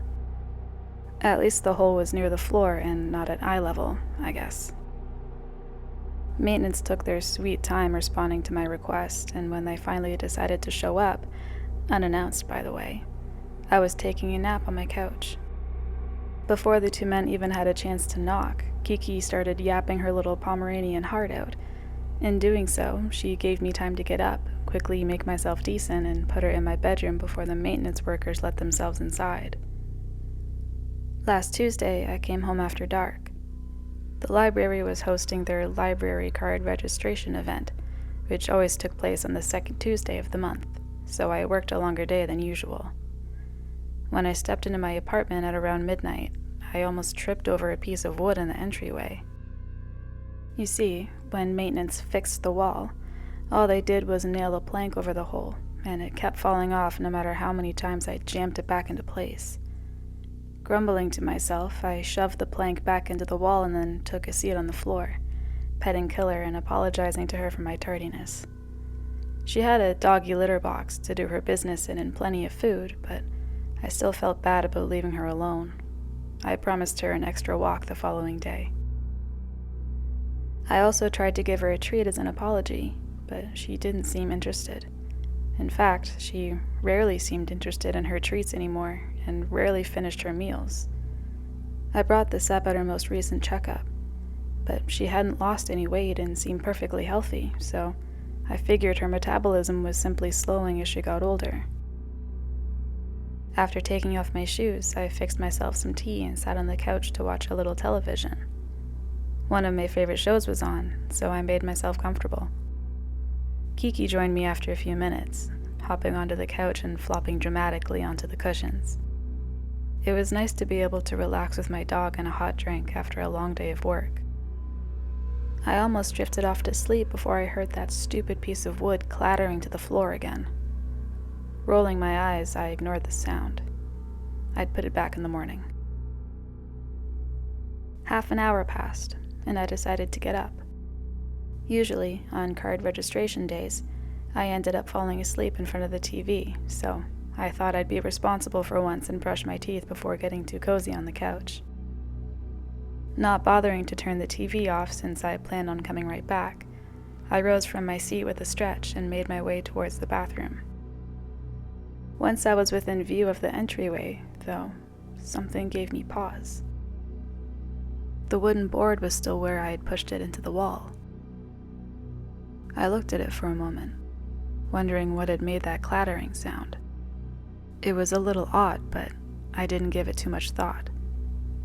The walls were thin in my building, and the sound could easily have come from something like a shampoo bottle falling in my neighbor's apartment. I walked into my bedroom to change into some sleepwear, smiling as I heard the little clicks of Kiki's paws against the floor as she followed me into the bedroom. As I traded my librarian outfit for a t-shirt and sweatpants, I got a strange feeling in my gut. Have you ever overdone it on your morning coffee and gotten anxious for no good reason? Like something's triggering your fight or flight even though there's nothing apparently wrong? That's how I felt. I surveyed the dimly lit room, looking and listening for anything amiss, but there seemed to be nothing out of place. I knelt down next to Killer Impulse, trusting her nose more than my own senses. To my relief, she seemed perfectly at ease. I gave her a few good scratches behind her ears and made my way back to the couch, Kiki still following me. I was fully awake at that point. Though Kiki seemed all right, the nervous sensation stayed with me, making it impossible to relax. I kept thinking that I heard something, but when I turned the volume on the TV down to listen, I heard nothing at all. Every time I thought I heard something, I looked at Kiki, who was sleeping soundly on the couch next to me. Certainly, if something strange was going on, Kiki would have alerted me by then, right? I mean, she barked when our neighbors across the hall had people over. So, surely if there was something going on in our apartment, she would have noticed it, right? An uneasy hour passed. I was too on edge to fall asleep, but I was also too tired to enjoy the show. I realized at almost 2 a.m. that I had forgotten to brush my teeth after I changed. Once again, I got up from the couch, my loyal companion also rising from her resting spot to stay by my side. I bent down to give her a kiss on top of her fluffy head, and then we walked together towards the bathroom. Kiki got there a little before me, stopping by the closed door and, oddly, beginning to wag. As I watched her tail swish back and forth, I realized that it wasn't just any wag either. It was the motion she made before getting a treat. Why was she making that motion in front of my empty bathroom? Kiki's always been exceptionally wary of strangers. She would never allow someone she didn't know to enter our apartment without letting me know. But what about someone she did know? What about someone who had somehow been giving her treats every time they saw her, getting her used to their scent, to their presence? I stared at the bathroom door, my heart feeling as though it were about to beat right out of my chest. I had to get out of that apartment. "Damn," I said dramatically, faking an exacerbated tone as best I could. "Left my wallet in the car again. I'll be right back, Kiki." I backed away from the door, keeping it in my sights until I made it out of the bedroom. Kiki followed me out, and once I had made it to my apartment entryway, I grabbed my phone off the kitchen counter, scooped Kiki into my arms, and ran down the stairs to the lobby. Once I was there, I called the police to report a suspected intruder in my apartment. They found a man in my bathroom. He had been standing in my tub with the shower curtain pulled closed to obscure him. Although I suspected a maintenance man or someone else who worked in my building, I was surprised to see my reclusive neighbor being escorted to the cop car in handcuffs. As I watched him shamble his way towards the car, I noticed that his right hand had been covered in scars. I assumed he'd been knocking loose the wood plank between our apartments and reaching through to pet and feed Kiki. From the looks of it, she'd been happy to bite his flesh to ribbons at first, but he must have earned her trust over time. He must have been plotting the break-in for at least a few months, slowly wearing down my trusted security system to ensure that she wouldn't alert me to his presence. I also suspect that he was paying careful attention to my routine. He had planned his break-in for a night when I always came home tired, and he had likely chosen his hiding spot because he had never heard me shower on the second Tuesday of the month. My neighbor wasn't the only thing the police found in my shower. He had brought with him a duffel bag filled with a chloroform-soaked rag, duct tape, rope, and the thing that haunts me the most, a saw. Kiki and I have been staying with my parents for a few days while I get my nerves back under control. I don't blame her at all for what happened. She's still the best girl in the entire world in my eyes, but I don't think I can rely on her to be my personal alarm anymore. I'm thinking about moving to a better part of the city. It might cost me an arm and a leg, but I think Kiki and I both deserve a place where we can feel safe at night. Maybe somewhere with a built-in security system.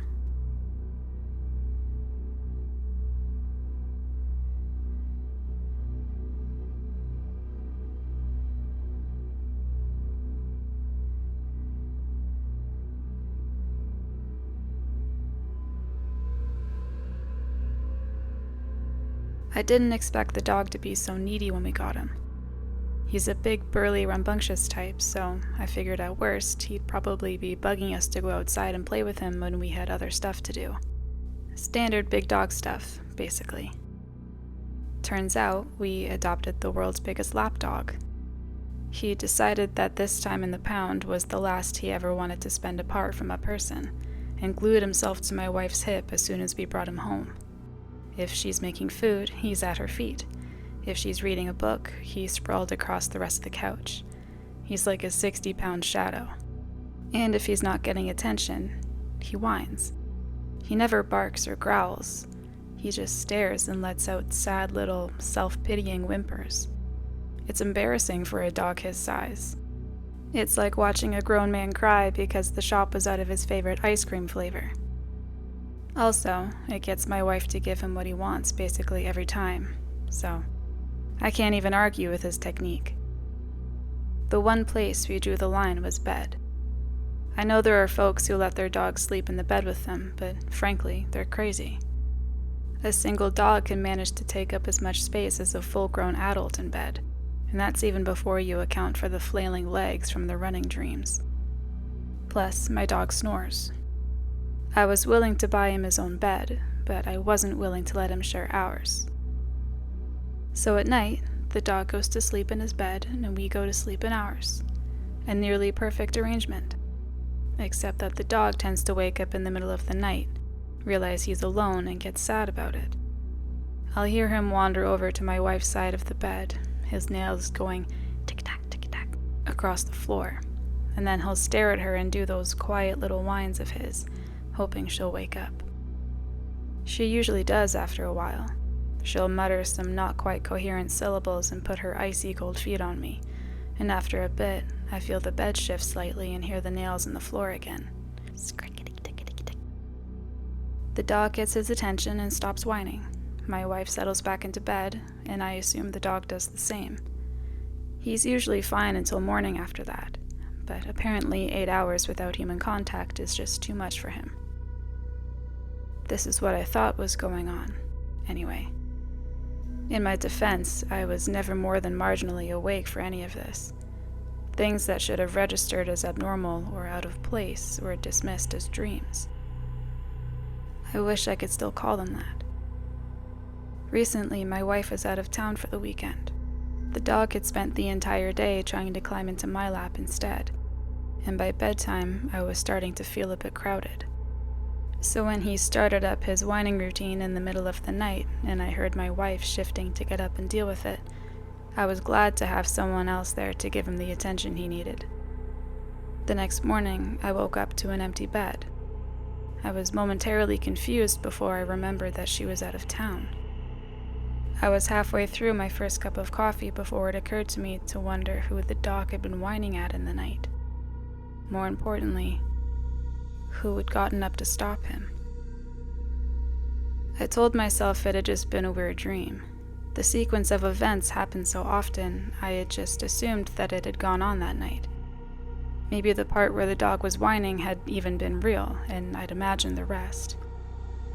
In the light of day, it was the only explanation that made any sense. I checked to make sure all of the windows and doors were locked that night, though. I even closed the bedroom door before I got into bed. I knew it was silly, but I didn't like looking out into that black rectangle of the hallway, not knowing what might be out there waiting for me to go to sleep. I must have been sleeping more lightly than usual when the standard routine started. It was the nails on the floor that roused me, the scrickety-tickety-tick, followed by the slight shifting of the bed as my wife got up to deal with the dog. This all made sense in my barely awake state, and then came the takada-takada as the dog went back to bed. But then the whining started, and I realized the order was all off. She'd gotten up before he'd started begging for attention. The dog was still whining at the side of the bed, even though I'd already heard his nails ticking across the floor twice. And as the bed shifted again, and icy cold feet brushed against my legs, I remembered that my wife was still out of town. I didn't budge. I lay there listening to those incoherent mutters that I'd always assumed were sleep-muddled syllables, feeling cold hands run possessively along my shoulder and back. And I hoped that whatever was in bed with me couldn't hear my racing heart. It only lasted for a minute. The dog's whining grew more insistent, and finally I felt the bed move again and heard the nails in the floor once more. A sound that I now realized was distinct from the noise of the dog walking around. It was more of a scuttling, scrabbling sound. It disappeared under the bed, and only then did the dog's whining stop. He tekada-tekaded his way back to bed and settled back to sleep. I, on the other hand, lay awake and motionless for hours until the sun lit up the room. I did check under the bed, of course, once it was fully light and armed with a long stick and flashlight, but I did look. There was nothing there. When my wife returned home that afternoon, I asked her how often she dealt with the dog in the middle of the night. "He's usually awake and looking at me when I come back from the bathroom," she said, "but he doesn't get up from the bed. I wouldn't really call that dealing with him. Why? Was he bothering you while I was gone?" She turned to the dog. "Did you miss me? Were you worried I was never coming back? Were you having nightmares?" I wondered if that was all it had been, a nightmare. But if so, why would my wife deny interacting with the dog at night? He whined at the bed most nights. I set up a camera in the bedroom. I didn't tell her, just in case this was some sort of weird prank on her part. I needed to know the truth. Due to exhaustion, I slept like a rock that night.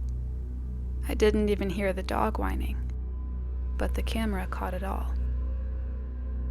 At a little past 1 a.m, my wife stumbled her way out of bed to the bathroom.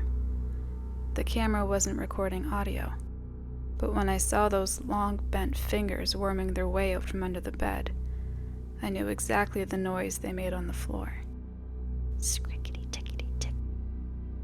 The lighting was only good enough to capture vague shapes, but the thing that pulled itself out from beneath my bed had never been human. It was broken and twisted in bizarre ways.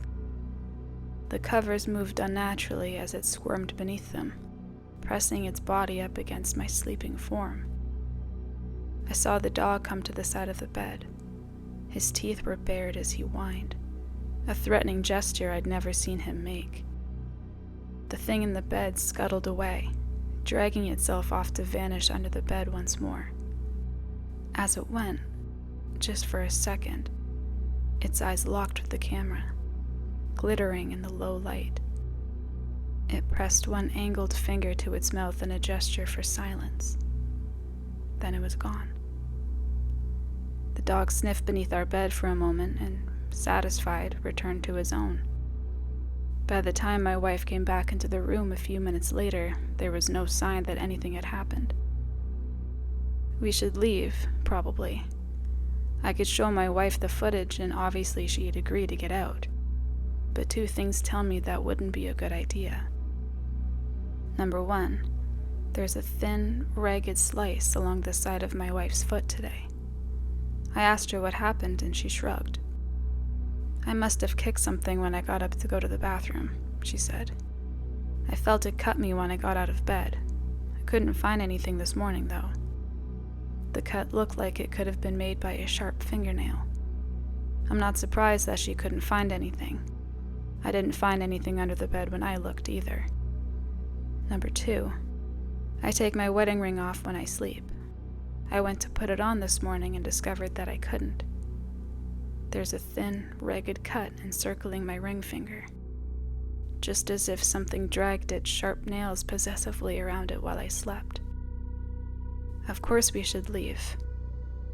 I'm just afraid what will happen if it escalates."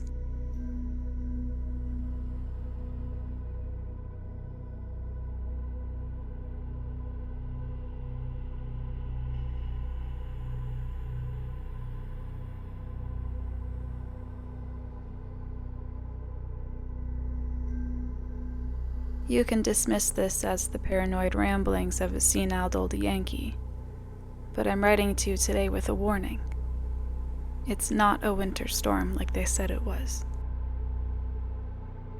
I woke last Tuesday at 7:30 a.m. to the sounds of my clock radio. It's always set to a local station. I just about lost my patience for national news a few years back. Maybe it's something about getting old, but my world started to shrink when I hit 50, and I let it. I've never been one to lend an ear to world affairs, or any affairs outside of my home state of Massachusetts, for that matter. I lived a quiet life as a fisherman at the docks in town, spending weeks at a time out at sea every year. All around, I've spent every calendar day at sea at some point in my life, even Christmas. I've seen storms so fearsome that the pounding rain turned to bitter snow in front of my eyes, a rarity at sea. I've felt waves so large that they keep me awake even now, 20-odd years later. Right as I'm on the precipice of sleep, they threaten to pull me back to consciousness, just as they almost pulled me out into the sea. Forgive an old man's ramblings, but all of this to say that I thought I knew what to expect when I heard the radio newscaster say, "Batten down, folks. Another winter storm coming later this week." As I wiped the sleep from my eyes, I half listened to the newswoman's lengthy list of preparation tips before smacking the off button and swinging my legs over the side of the bed, joints and floorboards creaking in unison. That was 8 days ago. Every day leading up to the storm, I've woken to broadcasts about its effects, and every day the messaging has become less and less clear. Wednesday it was, "Winter Storm Riley will cause even more damage than last week's storm." Thursday it was, "Cancel all your plans Friday and Saturday, folks. The state advises all residents to stay in their homes until after the storm." Friday morning, I woke up with a jolt to the grating beeps of the statewide emergency alert system. I turned on my TV, which can usually be relied on to get at least a few channels. Not Friday. Friday, every screen was blank except for a red banner at the bottom with the words, "State of emergency declared for coastal region of southern Massachusetts. Do not attempt to flee your homes," moving across repeatedly, all while accompanied by that same grating 3-beep cycle. My stomach fluttered with uneasiness as I read the message a second time and fully grasped the choice of words. Flee? Why would a whole town flee at the thought of some wind and snow? We're nor'easters ourselves, after all. I put my robe on and made my way down the stairs to my back door, expecting the fearsome gales and pelting snow that I had come to expect from a life at sea. I opened the door to eerie, permeating quiet. The coastline cacophony that served as a constant background for my life here, the screaming of gulls and crashing of waves and howling of wind, was utterly gone. And in its place was a silence so complete that it caused the back of my neck to prickle with a deep and foreboding sense of wrong. The sky was devoid of the heavy, foreboding gray clouds that the newscasters had promised, instead featuring a consistent blanket of greenish-gray fog high above the sea. I hurriedly closed the door, amplifying the distant sound of the 3 blaring beeps from my TV upstairs. I put a kettle of water on the stove before heading upstairs to get dressed, the uneasiness in my gut turning into an incessant gnawing as I turned to switch off the TV. The emergency alert at the bottom of the screen had changed to read, "Do not leave your home, do not leave your home, do not leave your home, do not leave your home." Underneath my feet, the kettle began to shriek as the beeping of the television reached a heightened pitch. "Do not leave your home, do not leave your home, do not leave your home, do not leave your home." The television screen turned black with a pop, shutting down in coordination with my lights. A few seconds later, a sound with twice the force of a foghorn blast and the same thunderous intensity as a train blasting past roared over my head from the sea towards the mainland. A flash of green lit up the dim sky, for a second illuminating the same utter stillness from before. I waited in my house for 38 minutes before the noise and rumbling came thundering past from town back towards the sea. That was 5 days ago. The power came back on as soon as the noise was gone, as did the howl of the wind and crashing of the waves. It's what happened during that 38 minutes that has caused the gnawing in my gut to persist. They're saying the power outages were caused by heavy winds, but I don't buy it. I saw photos of the storm online, complete with heavy snow and wind-battered houses. That might be from some other town, but it sure as hell isn't from mine. We have no coastal flooding, no infrastructural damages or houses blown out to sea. What we have is thousands and thousands of dead birds. We have water that tastes like copper. We have bloated fish carcasses washing up on our beaches. I'm writing this today as a warning. I don't know what the hell happened last week, but it sure as hell isn't what they said it was going to be. If you're in the Northeast, take special care, and if they tell you not to leave your homes, you do well to listen. I'm telling you this today as a warning, because today I woke up at 7:30 a.m. to the words, "Winter Storm Quinn, set to break later this afternoon, expected to cause even more damage than Riley."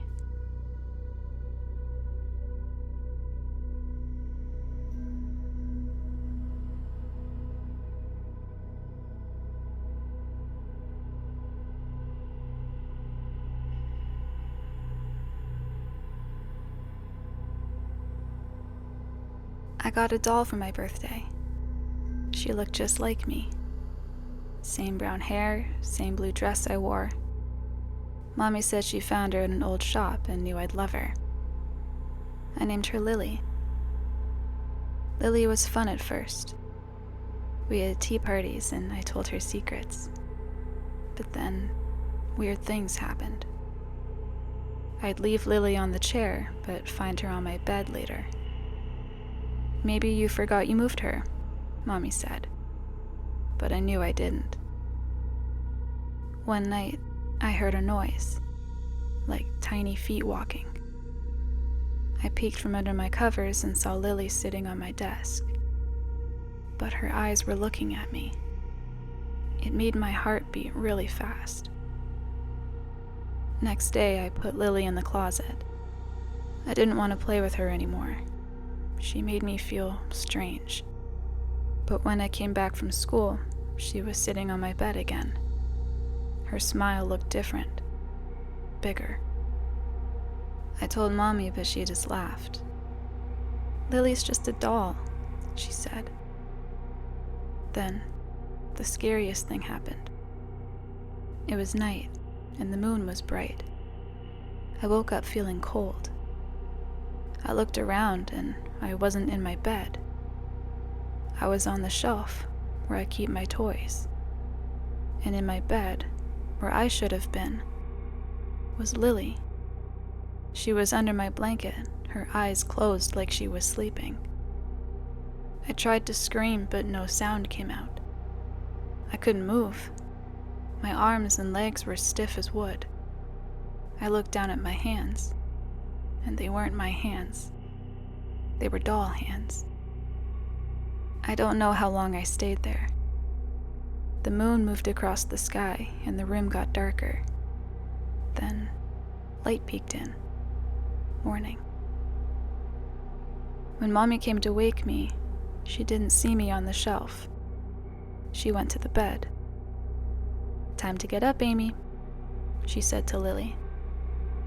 Lily moved. She stretched and yawned, like she was really me.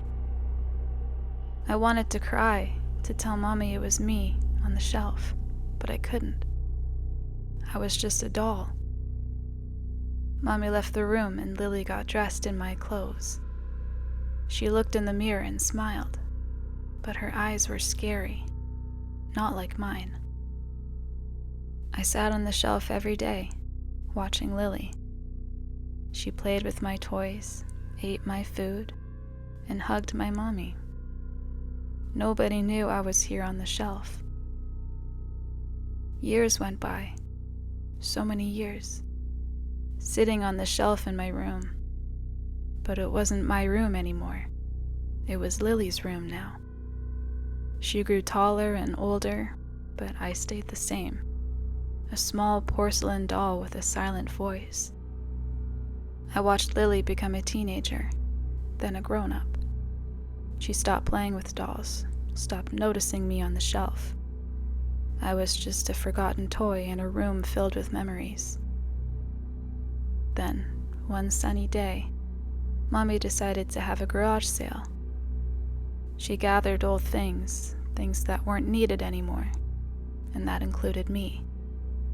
I was placed on a table with other old toys, my dress faded and my hair a bit tangled. People came and went, looking at all the stuff. Then, she came. A little girl with bright eyes and a smile that reminded me of me a long time ago.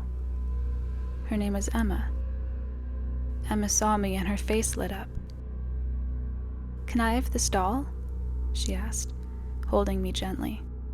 Her mom nodded, and that's how I left my old home, tucked under Emma's arm, going to a new place. Emma's room was full of colors and laughter. She played with me every day, telling me stories and secrets, just like I used to do with Lily.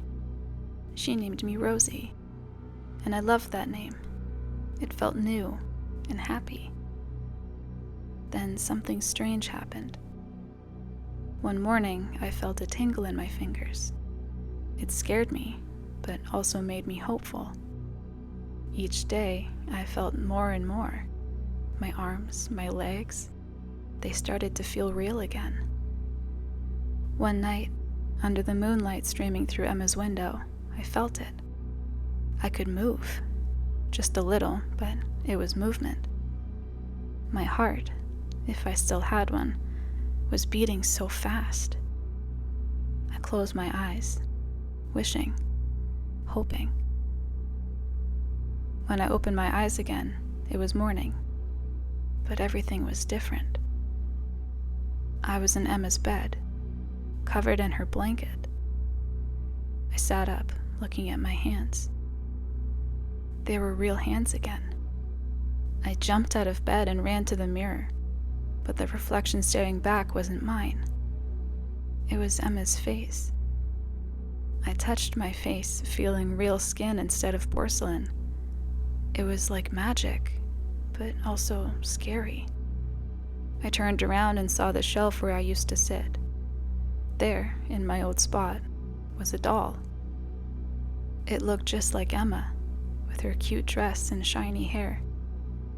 But it wasn't Emma. It was just a doll, still and silent. My heart felt heavy. I understood then. The same thing that happened to me and Lily had happened to Emma. I was free from being a doll, but Emma, she was trapped, just like I had been. I remembered Lily and realized she must have been a real girl too, turned into a doll. The only way to break the doll's curse was for another little girl to take my place. It made me feel sad and guilty. I didn't want Emma to be stuck like I was. But what could I do? I was in Emma's body now.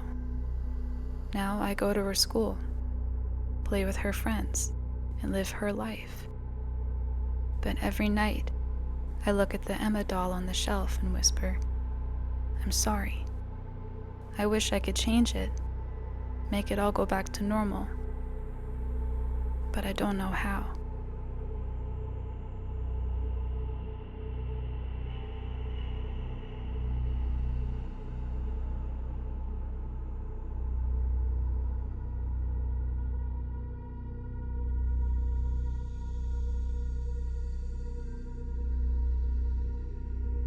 Our neighborhood has always been typical.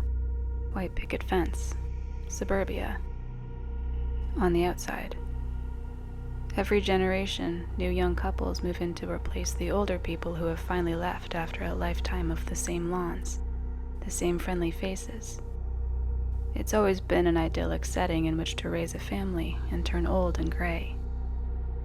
Everyone here knows each other. Most have since they were kids, moving into their parents' home once their parents decided it was time to finish out their years somewhere else. I'm an oddball because I'm a transplant. None of my family have ever been able to afford the houses in this area. I'd always driven by with my mom in her beaten-up station wagon, ogling the beautiful homes, meticulously landscaped lawns, and lush green trees. I grew up and was the first in my family to go to college. I didn't waste the opportunity afforded to me and got a nice cushy job, a kind and caring wife, and a couple of rambunctious kids. The little American dream that was my life was finally wrapped up in a tight little bow when, at the closing, I was handed the keys to my own slice of paradise. We'd only been here for a week when I realized just how odd my neighbors were. At first, I just thought it was because I was a stranger, infiltrating their bubble. But the bubble itself seems to have burst altogether. I began to notice that when the neighbors waved to each other while doing their respective yard work, it was a little too forceful, an accompanying grimace painted across their faces that they tried to sell as a smile. The knocking at our door was just slightly too insistent, and the handshakes they gave to welcome us to the neighborhood were just a bit too firm. Their hair was just a tad too perfect. Their eyes were perpetually blank. I began to watch them unashamedly staring at my family, and whenever we ventured out the front door, their neighborly facade seemingly beginning to crack. They were just staring with the same dead eyes that I've begun to grow accustomed to, and each time I returned their gaze, I felt my muscles tense, and had an overwhelming urge to put as much distance between them and myself as possible. That's when I began to hear things in the dead of night. There was a strange scratching from along our siding, a gentle scraping of something sharp caressing the exterior of our home. It didn't last for long, just a few minutes at most. I peered out the window to see if I could spot the source of the noise, seeing instead a neighbor leering at me through their living room window, their whole house illuminated against the oppressive blackness of the night. In the morning, I inspected the perimeter of my house and found nothing out of place. There were no footprints in the mulch, no marks on the siding. There were no trees with branches close enough to the house to make that noise. I shrugged it off the best I could, but all through work that day, the mystery lingered in the back of my mind. The next night, the scratching returned. I peeked again and found no culprit, but did find 3 lit-up houses and 3 neighbors, the original and 2 more, staring in the direction of my home. The next day I called out of work. When the first neighbor emerged to do his daily weeding, I made my way over to him, knowing I needed to see if he'd let me in on what's going on. As I approached, he affixed his unnerving smile and shouted, "Howdy, neighbor." "Hi, Steve," I replied, attempting to return his smile. "How you doing?" he asked me, as I noticed that he'd gone an unnaturally long time without blinking. "I'm okay, thanks. I wanted to ask if you'd seen anything in my yard the past couple nights. For the first time since moving here, I saw a flicker of something in one of these robo-people's eyes, and that something was clearly fear." Steve paused a moment before saying, "He's been outside your house. We've been keeping an eye out for you, though. He doesn't like the light." "Who is he, and what have you been watching for?" Steve's eyes glazed over again before he said, "I think I hear Marcia calling me. Good to see you, Cal." And he did a 180 turn before marching away. That night there was no scratching. I looked out the window, and Steve's windows were as dark as the night was black. 5 other houses on the street stood illuminated with their occupants gazing directly at his house. I returned to bed and drifted into an uneasy sleep. I awoke to screaming, loud and shrill, coming from the direction of Steve's. I hurried to the window and saw Marcia out in the yard, sprinting and shrieking, bathrobe whipping in the wind. I felt the sweat begin to erupt through my palms, and heard my wife stir behind me. "What's going on?" she asked, rubbing the sleep from her eyes. I ignored her. I stood, rooted to the spot, watching Marcia as she continued to run down the street, before a hulking figure that had been lurking in the shadows rushed her. She was caught and hurtled into the air, her cries ceasing immediately as she was dropped to the pavement where she laid, unmoving. The figure turned to me before slinking back into the darkness. All I could do was stare with the same blank eyes my neighbors had. "Go turn on all the lights," I told my wife.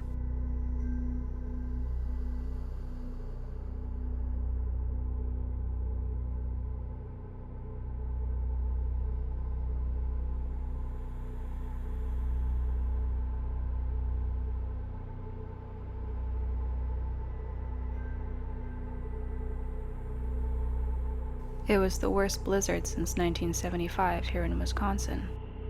They're calling it the storm of the century. The blizzards here are brutal. A few years ago, there was one so bad that traffic came to a dead stop. After being on that frozen highway all night, I try to hunker down when there's a blizzard. Just me and my German Shepherd, Max. We've mostly been watching movies to pass the time. Then suddenly, right in the middle of watching The Godfather, I heard a knock at my door. Max went ballistic. This was an unusual reaction from him. It startled me. My house is pretty secluded off a remote highway, so I don't get many visitors, even in good weather, leaving me to wonder who's out here at 10 p.m. in this weather. I grabbed my pistol and tucked it in my waistband before heading to the door. "Who's out there?" I asked. After a brief moment of silence, I got a reply. "Hey there, my name's Carl. My truck slid off the highway a couple miles back. I came out here looking for shelter. Do you mind if I stay here?" I watched Carl through the peephole before responding. I couldn't tell what, but something about him just seemed off. Something wasn't quite right about him. I brushed it off.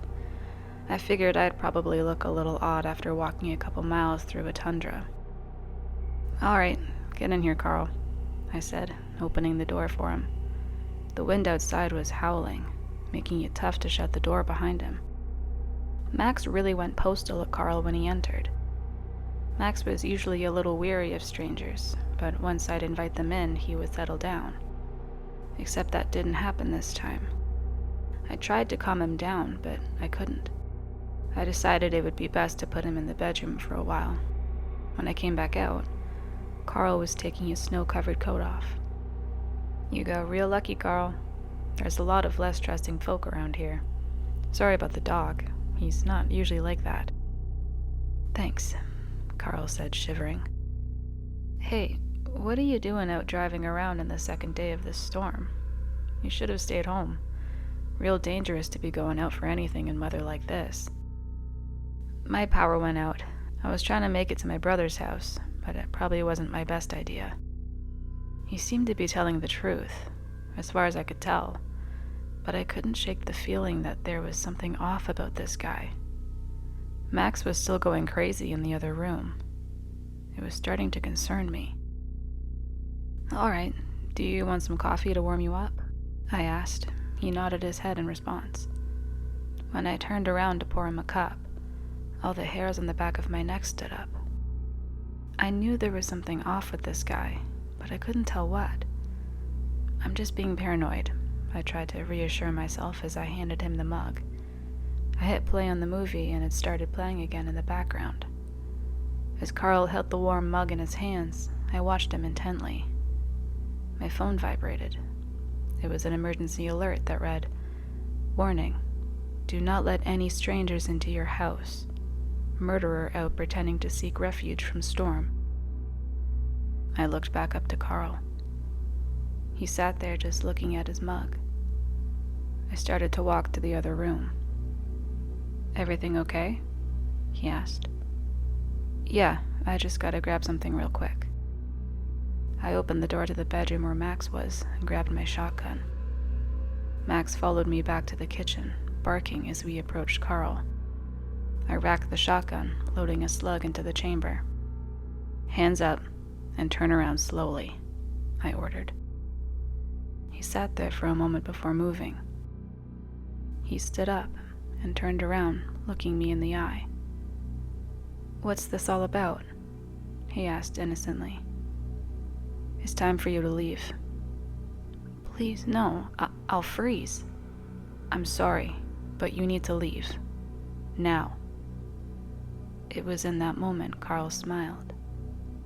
That's when I realized what was off about him. His mouth had too many teeth.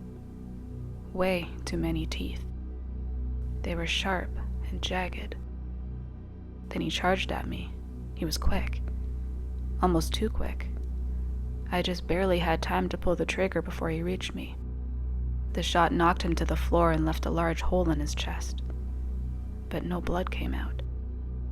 He looked back up at me and grinned even wider now as he tried to get up. I fired again, leaving a hole in his skull. But it was clear to me that the shotgun wasn't going to stop this guy for long. I ran to the door, slid on my boots, and ran. Max followed close behind. As I hopped on my snowmobile, he hopped into my sled in the back, and we took off. I zipped through the woods. The snow was deep, and I was getting pelted in the face by snow and twigs. We didn't make it too far before I hit something and lost control. I flew through the air and into a tree. I woke up to Max trying to drag me by my coat. I struggled to get up. My head was spinning, and I was running off sheer adrenaline. I made it to my feet, and I could hear twigs snapping in the distance behind me. Max and I took off running through the woods. It was difficult, with well over a foot of snow on the ground. My lungs burned, and my legs felt like jello. But we pressed on, unsure of how close that thing was. After what felt like hours, we came to a clearing. I could see a light in the distance. It was a house. I felt a sense of relief as we ran towards it. When we got to the house, I pounded on the door. "Please, help," I yelled out. After a few long moments, the door opened. Suddenly, there was a gun in my face. Max started growling. "Quiet," I told him, and he settled down. I pleaded with the man in the doorway. "Please, help me. I let that thing into my house. I let it into my house. It's not human." The man didn't lower his gun before responding. "I heard about you on the news. Get out of here before I shoot you." "No, please, you don't understand. I let him in my house. He almost got me." "Go, now take your friend back there with you." I turned around to see that thing approaching. No. That's the thing that's killing people. Watch this." I pull my pistol out of my waistband and fire 3 shots into his chest. It keeps approaching, unfazed, with a wicked grin on its face. "You see that? That thing's not human. Please help me." I pleaded with him. "All right, get in here, quick," he replied quickly. I looked out the door as Max entered behind me to see it getting even closer. "What do we do? What do we do?" "Well, shooting it doesn't seem to do much to it. Maybe it's like a Wendigo and we need to burn it." He starts grabbing various bottles of liquor from a cabinet and starts pouring them on the floor in a circle around his living room.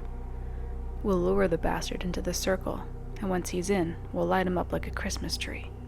Suddenly the door was ripped from its hinges. We started shooting as it approached with a grotesque smile on its face. The moment it entered the circle, I grabbed a burning log from the fireplace.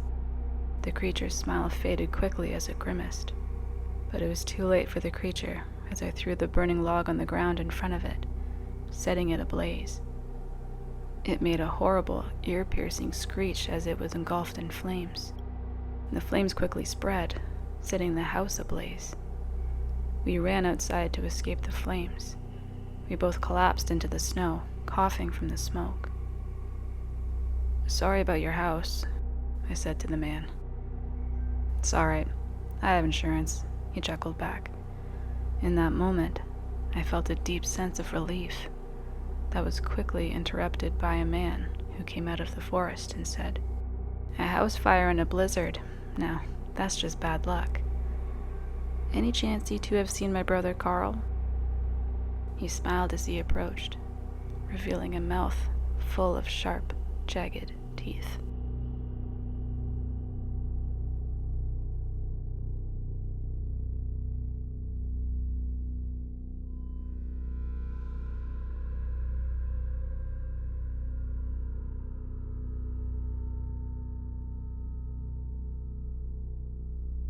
It was supposed to be the safest time of the month. Seriously, there's only a small window every 28 days or so when any risk exists, and I was the furthest point from it. That's how I found myself in the rural space between San Antonio and Austin a few weeks ago, traipsing with my tripod and praying to whatever deity that would listen for a break in the clouds. "Just hang out at the campsite," Mitch had told me as he cracked another rolling rock. "We can still kind of see the eclipse when it's cloudy." I didn't buy a $1,913 Nikon Z9 for kind of, I answered as I packed up my Corolla. "I'll follow the sun." So I left the friends who had driven with me to Texas and headed out alone, desperate for some solar clarity. I'd been waiting 7 years for this and didn't want it ruined, which is why I pulled off the road and climbed through a field that seemed to be entirely composed of thorns and bugs. I'm sorry I messed with you, Texas, but what the hell? Anyway, I was out by myself in the middle of nowhere, which is how all intelligent decisions start, when I heard it behind me. I had no desire to turn around, of course, because I had finally, almost, sort of, gotten a good angle of the eclipsing sun in an extremely narrow patch between clouds. Then it happened. I still get chills thinking about it. I experienced nighttime at 1:30 p.m. By myself in the field, I looked around at the world I thought I knew and I saw something different. Heart pounding, I peered into the lens and took as many pictures of totality as I could. The sounds behind me got louder at that point, but I wasn't about to look back. I'd driven from LA for this. Totality would only be a few minutes. I just didn't have time. But the noises got closer. Something was moving toward me in this field that I thought was abandoned. Heart beating faster, I kept my eyes on the lens, not wanting to miss a second. I told myself that I wasn't afraid. I was lying. What was creeping up behind me in the dark? At this point, I was more afraid of seeing it than anything else, but I told myself that I couldn't look and miss even a single second of the solar event. It got closer. I ignored it. Then its hot breath steamed my neck. I whipped around and stared at my sunny darkness intruder, ready to attack with my tripod. Have you ever seen something so perfectly horrible that you can only feel removed from the situation and awestruck? That's how I felt when the wolf that wasn't a wolf because it was bipedal and 6 feet tall leered down at me, his jaw and tongue dripping low with hunger. I fought hard against the need to pass out then and there. I understood immediately that I would be devoured for certain if unconscious, but only very probably if I stayed awake, so I focused on remaining upright. You've never really been afraid until you truly think you're going to die. I tried to run. That immediately failed as the anthropomorphic wolf pounced. I hit the ground hard and saw stars. My head spun with pain. My dwindling thought was that at least the skies had lined up to see me off. Then it got brighter. The wolf paused an inch from my chest, his wet nostrils flaring, staring at me with human eyes. He opened his mouth and lowered it to my shoulder. It got brighter still. The eclipse was ending as he brushed up against my skin. I held my breath, completely frozen. He opened his mouth right as another break in the clouds brought the sun powerfully back. I braced for pain in my chest, but that was overridden by the agony in my ears as the wolf howled loud enough to be heard back in San Antonio. I was powerless to stop him, and I lacked any credit for the fact that he sprinted as far from me as he could get. I never saw him again. "Did you get any good pictures of it?" Mitch asked. He let out an enormous belch. "Huh?" I asked, my voice shaking as I threw all my camping gear into the Corolla without bothering to bag or organize it. "You chased that eclipse into a godforsaken field. I hope it was worth it." I slammed my trunk and spun on him, shaking from head to foot.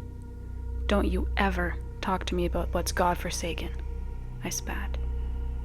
He stared back at me, one eyebrow raised. "Okay, man. Jeez. Just asking." He folded his arms. "What's eating you?" Totality was on April 8th. A solar eclipse can only happen on a new moon. I've been working very hard at trying to forget it ever since then, but it's very, very difficult to forget something when you're working hard at it. I thought I was almost there. I was eventually able to sleep through the night without waking up in a cold sweat. But over the past couple of days, it's been getting worse. It started as an itch. Now there's a fiery pain in my shoulder that feels like it's building into something bad. I tried to ignore it, which is, of course, brilliant advice for any medical condition. It can either get better or worse, right? That makes a 50-50 chance. Then it got more painful, and I wondered what the worst could possibly be. That's when I thought to look at the calendar. It made no sense, of course, but none of what happened to me does. We're a week away from the next new moon. It's the exact opposite point in time from a full moon, exactly when I'd least expect an attack. I don't know what to do. I've been in denial of the fact that it's getting more difficult to handle silver, or my sudden craving for very rare steaks. I can't handle another week of this, especially if it's going to get worse, which forces me to ask the question, after the new moon arrives, what then?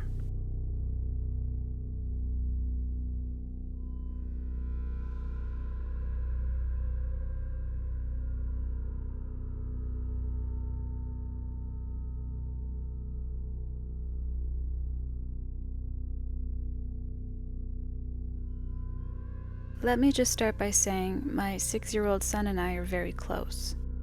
From an extremely young age, he's been able to sympathize with me and has been extremely emotionally intelligent.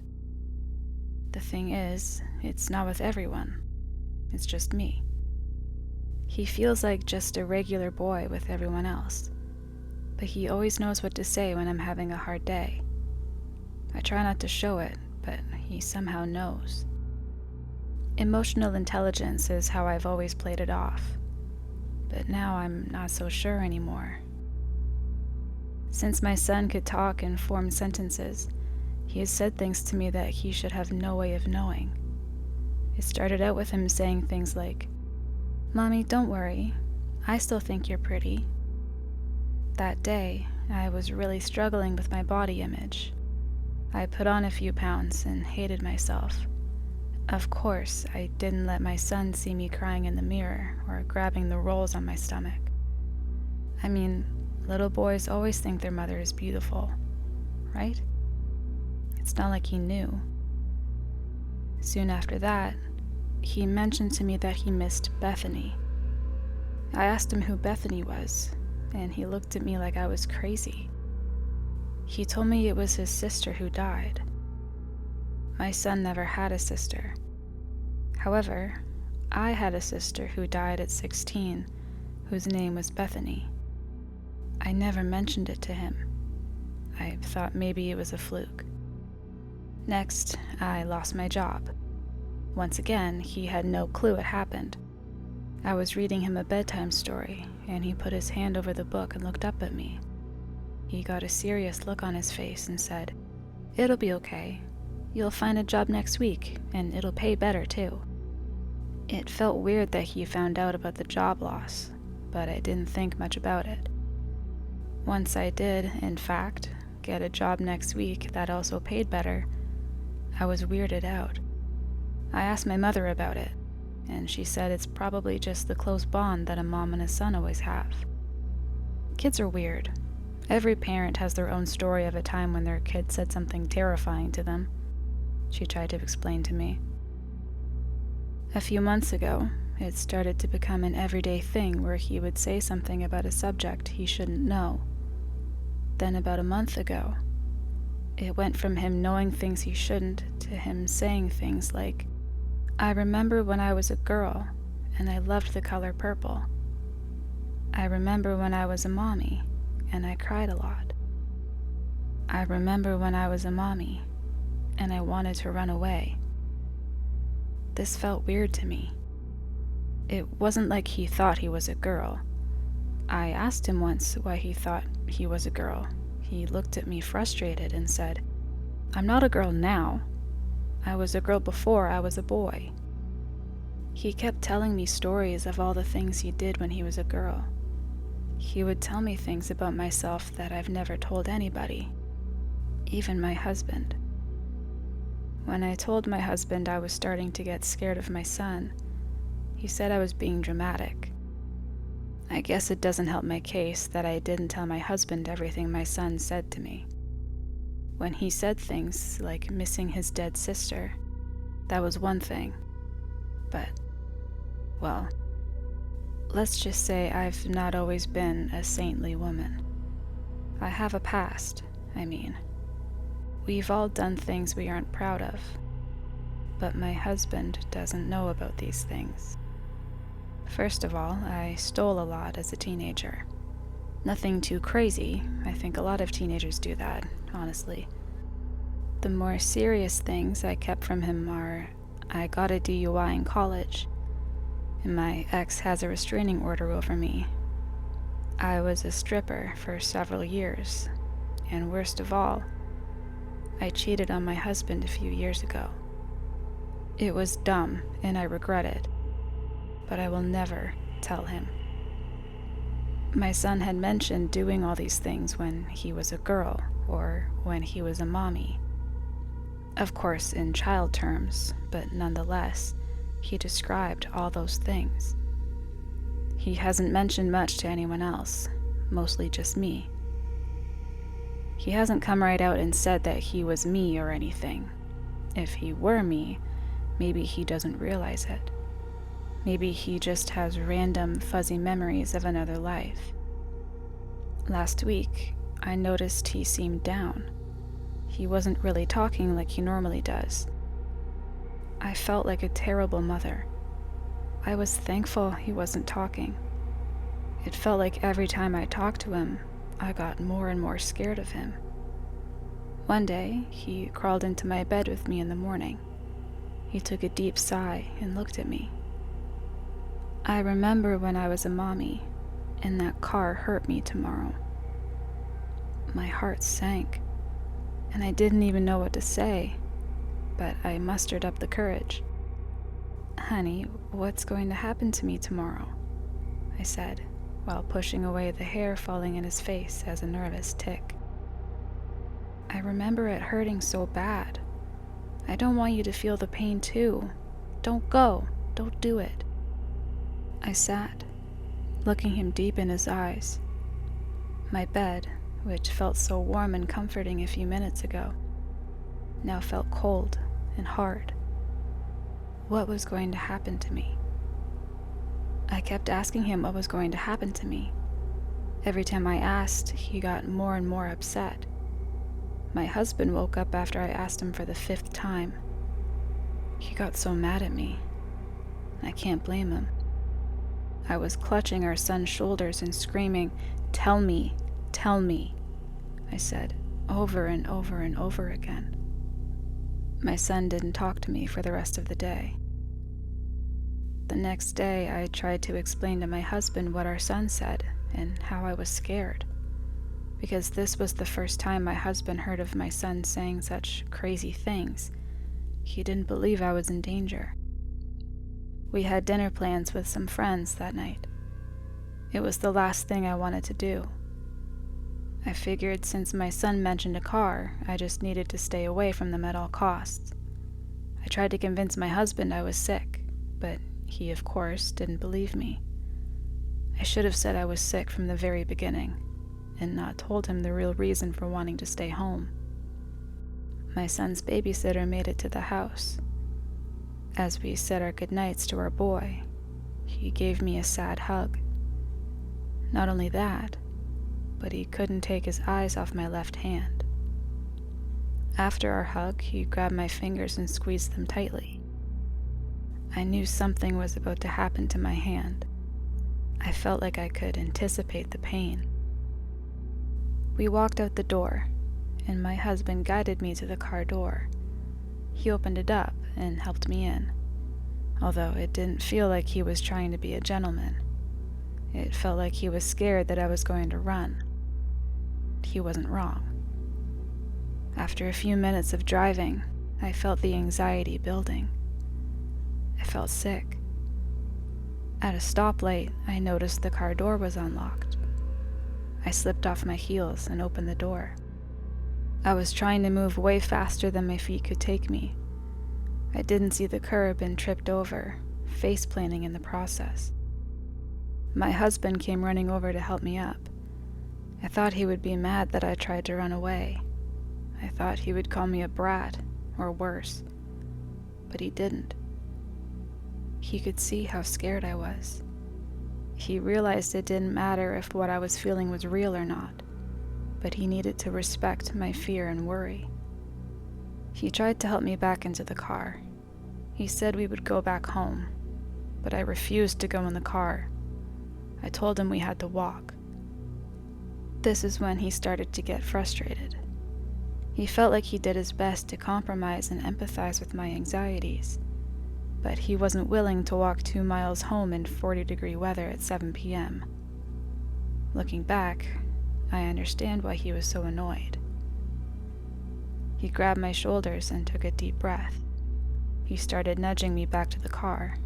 The nudging turned into pushing, and the pushing turned into forcing. I was pushing back and doing everything in my power to not get into the car. I was kicking and screaming. A few other cars pulled over to help. I'm sure they were thinking something much worse was actually happening. Before anyone could get to me, he got me into the car.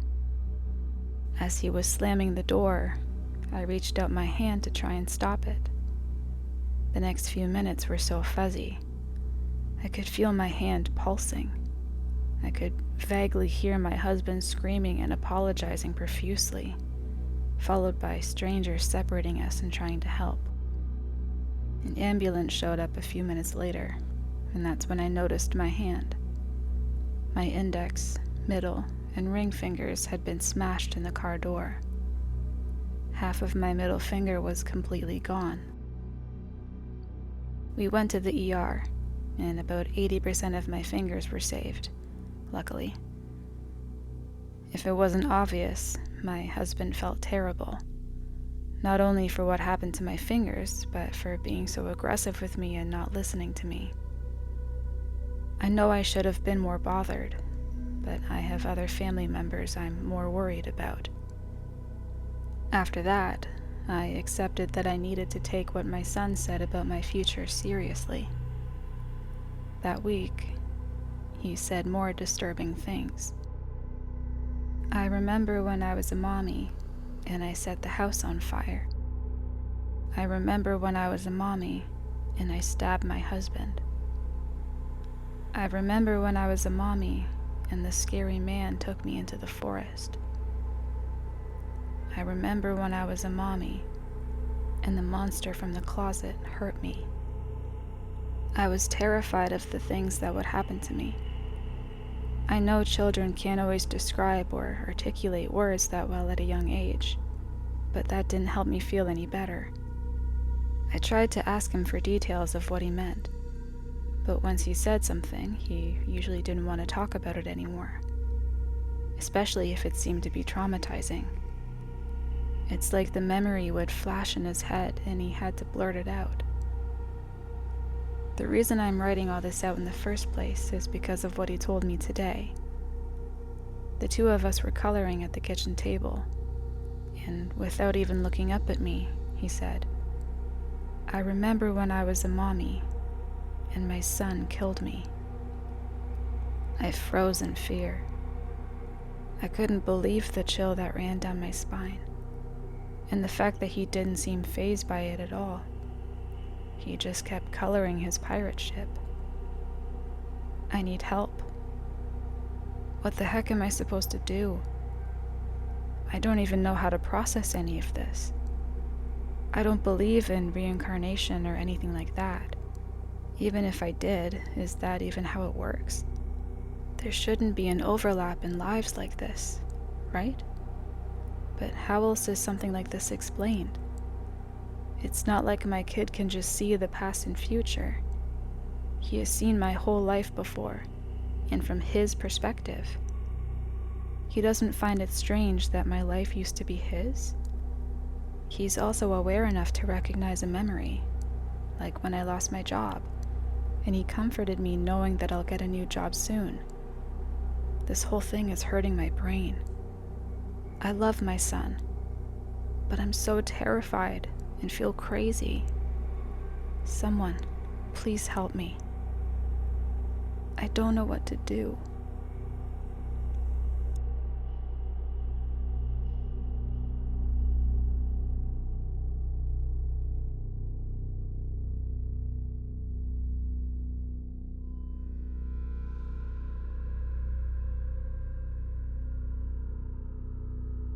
Six. That's the number of times the light above my hospital bed has flickered in the past hour. I had to find something to do while I waited for someone to find my phone. The occasional doctor stopping by to check on me wasn't enough to fill the void. They finally found it and brought it to me a little after 12 as some of the staff left for the night. So now I turn my short attention span to it instead. And while I have it, I want to tell you guys about what happened and what caused me to be laying in a hospital bed. When I finished college a few years back, I immediately started job searching. A heads up, when a place says they're hiring, they usually aren't. That's what I went through for a good month and a half before I kinda just gave up. Then my friend suggested I could start doing Uber driving. I wasn't too keen on the idea. Driving a stranger from point A to B is just a surefire way for something to happen. He kept reassuring me that they have all these safety measures for the driver, and after looking into it, he wasn't lying. It took some convincing, but I begrudgingly downloaded the app and started to Uber for people. It was a quick way to get some money while I continued to look for a job. The first few trips were odd. I'd never done something like this before, and my passengers didn't help the awkward atmosphere that had been created because of that factor. After a few weeks, I slowly got more in touch with the stereotypical friendly Uber driver. I got so good that I'd gotten 5 stars in the first 5 months. which then went to a 4.5 because some lady didn't understand why she couldn't bring an open coffee in my car. I did this for about 2 years. When I finally did find a job, I only ever did it when I need some extra cash, always making sure to turn off my availability when I wasn't doing it. I had a pretty good routine going, until yesterday, which is where my story starts to get strange. I had taken a trip up north to Vermont for a few days in late fall. I'd always wanted to see the leaves up there, so I decided to bite the bullet and go. It was the night I was leaving to head back down when I got a notification on my phone. Selected to drive for nearby passenger. I kinda just stared at it, dumbfounded, as I'd never seen that before. The way it works is that the app will tell me if I'm in the area of a nearby person, and I can go pick them up. The only problem with that is I had turned my availability off. I shouldn't have even been an option to pop up. I tried calling customer service and kept getting put on hold, all while my phone kept reminding me that I had a passenger waiting to get picked up. I sat in my car and thought for a bit. I mean, it wouldn't be that hard to do, right? Sure, it was weird that it chose me, but all apps have some bugs, and it's not like I could just leave this person hanging. My rating would go down. I eventually opened the app and confirmed I was on my way, driving down the dark backwoods of Vermont to finally meet my passenger. I pulled up to an old church parking lot as my phone notification went off, letting me know I was near my passenger. The headlights illuminated the darkness in front as small thin raindrops started to appear in the beams. I kinda just stared forward watching them fall as a knock on my window nearly made me jump from my skin. I turned to see a man standing at my passenger door. Uber 4... I looked at my phone to confirm the name before he interrupted. Your back seats are full. I turned around and realized that I never even checked to see if I could drive someone. My car was filled in the back due to my trip. I just cursed myself and looked back at the guy. Oh shit. I'm sorry, man, I never even thought of that. I can see if I can reconnect you with another driver if you want. What about up front? It's clear there. I looked up front and agreed in my head. The front is clear, but it's not really normal for the driver to sit right next to the passenger. It's kinda like a safety thing, just in case something happens. Yeah, but I'm not really... It's fine with me. I don't mind. I bit my lip as I contemplated, slowly agreeing and saying sure. I mean, he was the one to suggest it. He opened the door and slid into the seat. His slightly wet clothes mixed with the air of the heater as the window started to fog up a bit. Sorry, old car. I switched them to defrost as the windows slowly regained their transparency. I checked my phone, confirmed I got him, and started to make my way to his destination, following the directions on the device. So, what brings you all the way out here this late? I asked. I was just out. Didn't realize it was getting so late and didn't want to try walking back in this dark, he replied. Oh, I hear ya. I wouldn't either. Or, more likely, I'm not sure I could. Not from around here. I'm not either, he said. Was just visiting for work. Oh, that's good. Yeah, I was up here for a needed vacation. Always wanted to see these leaves. Very nice. This time of year is beautiful, he said. Yeah, I replied. The conversation kinda died out there as I focused a bit more on the road. The rain had started to come down in thicker drops, and with it being night, I was barely in a state to start up a lot of conversations. So, you're from Boston. Nice town, but I'm more of a Salem guy, he said. Yeah, it's not so... Wait. I paused. How did you... Earlier, you had mentioned it. While the falls can get nice down there, you can't beat this. Oh. Yeah, no, you're right. Yeah, the falls in Boston are no match for this one. I'm pretty sure I've seen some colors on these leaves I didn't know existed." He chuckled a bit before it went quiet again. A few more minutes had passed before I noticed I had been driving for about an hour. In my entire time doing this, I'd never had to drive that long. "Hey man, you know this drive's gonna be a pricey one, right?" I asked. "Oh yeah, don't worry. I'm not too concerned with that." "Alright, just making sure. Don't want us to stop and you think somehow I overcharged you." "Yeah, don't worry. I know you're a trustworthy guy. I mean, you did get that promotion because of it." I didn't answer him. My body kind of felt hot after his statement. Like something was very wrong here. "You mentioned you had gotten a promotion at your job. I was talking about my work and you mentioned it." I did? Had I mentioned it? It was late, and I was tired from my trip. Maybe I did mention, and my brain just kind of zoned it out, saving energy to make sure I didn't crash into a tree. "Hey man, don't worry. I forget stuff a lot of times too. It's normal." Yeah, guess you're right. Sorry, I must just be sleepy." "No problem. I'll be quiet for a bit, let you focus." His helping silence just made the ride feel more awkward and made me focus less. I kept my eyes on the road, only occasionally checking the phone to make sure I was on the right road. It was my last check that something caught my eye. It was the destination. I waited till I got on a straightaway before I scrolled to see the full name of the destination. I stared at the phone as I could feel my spine freeze in place from dread. It was my address. The destination that this man had picked was my address. I tried to stay calm as I just scrolled up and went back to driving, looking to see if he noticed my sudden change in mood. He didn't.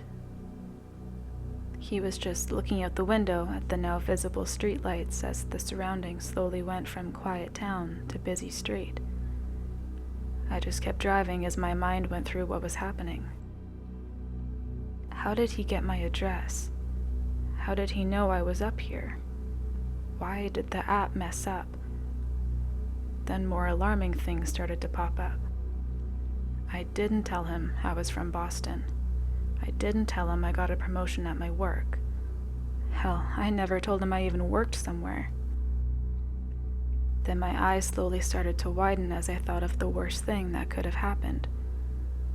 Did I even confirm if he was the right guy? Was this just a random person I had picked up? I slowly licked my lips as I started to talk again, dreading to ask him this.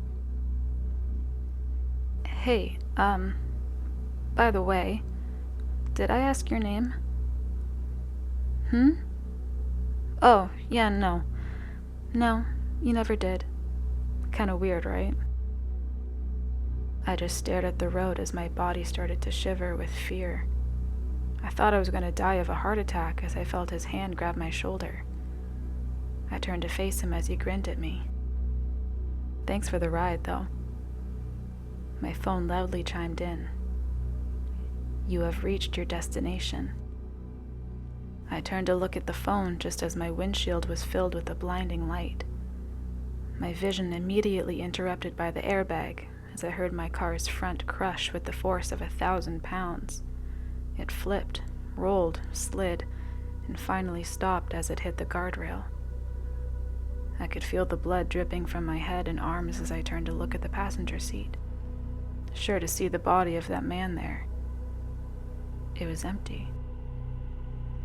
My already labored breathing getting heavier as I could hear people rushing over and screaming to call 911. And that's where we are now, as I continue to sit in this hospital.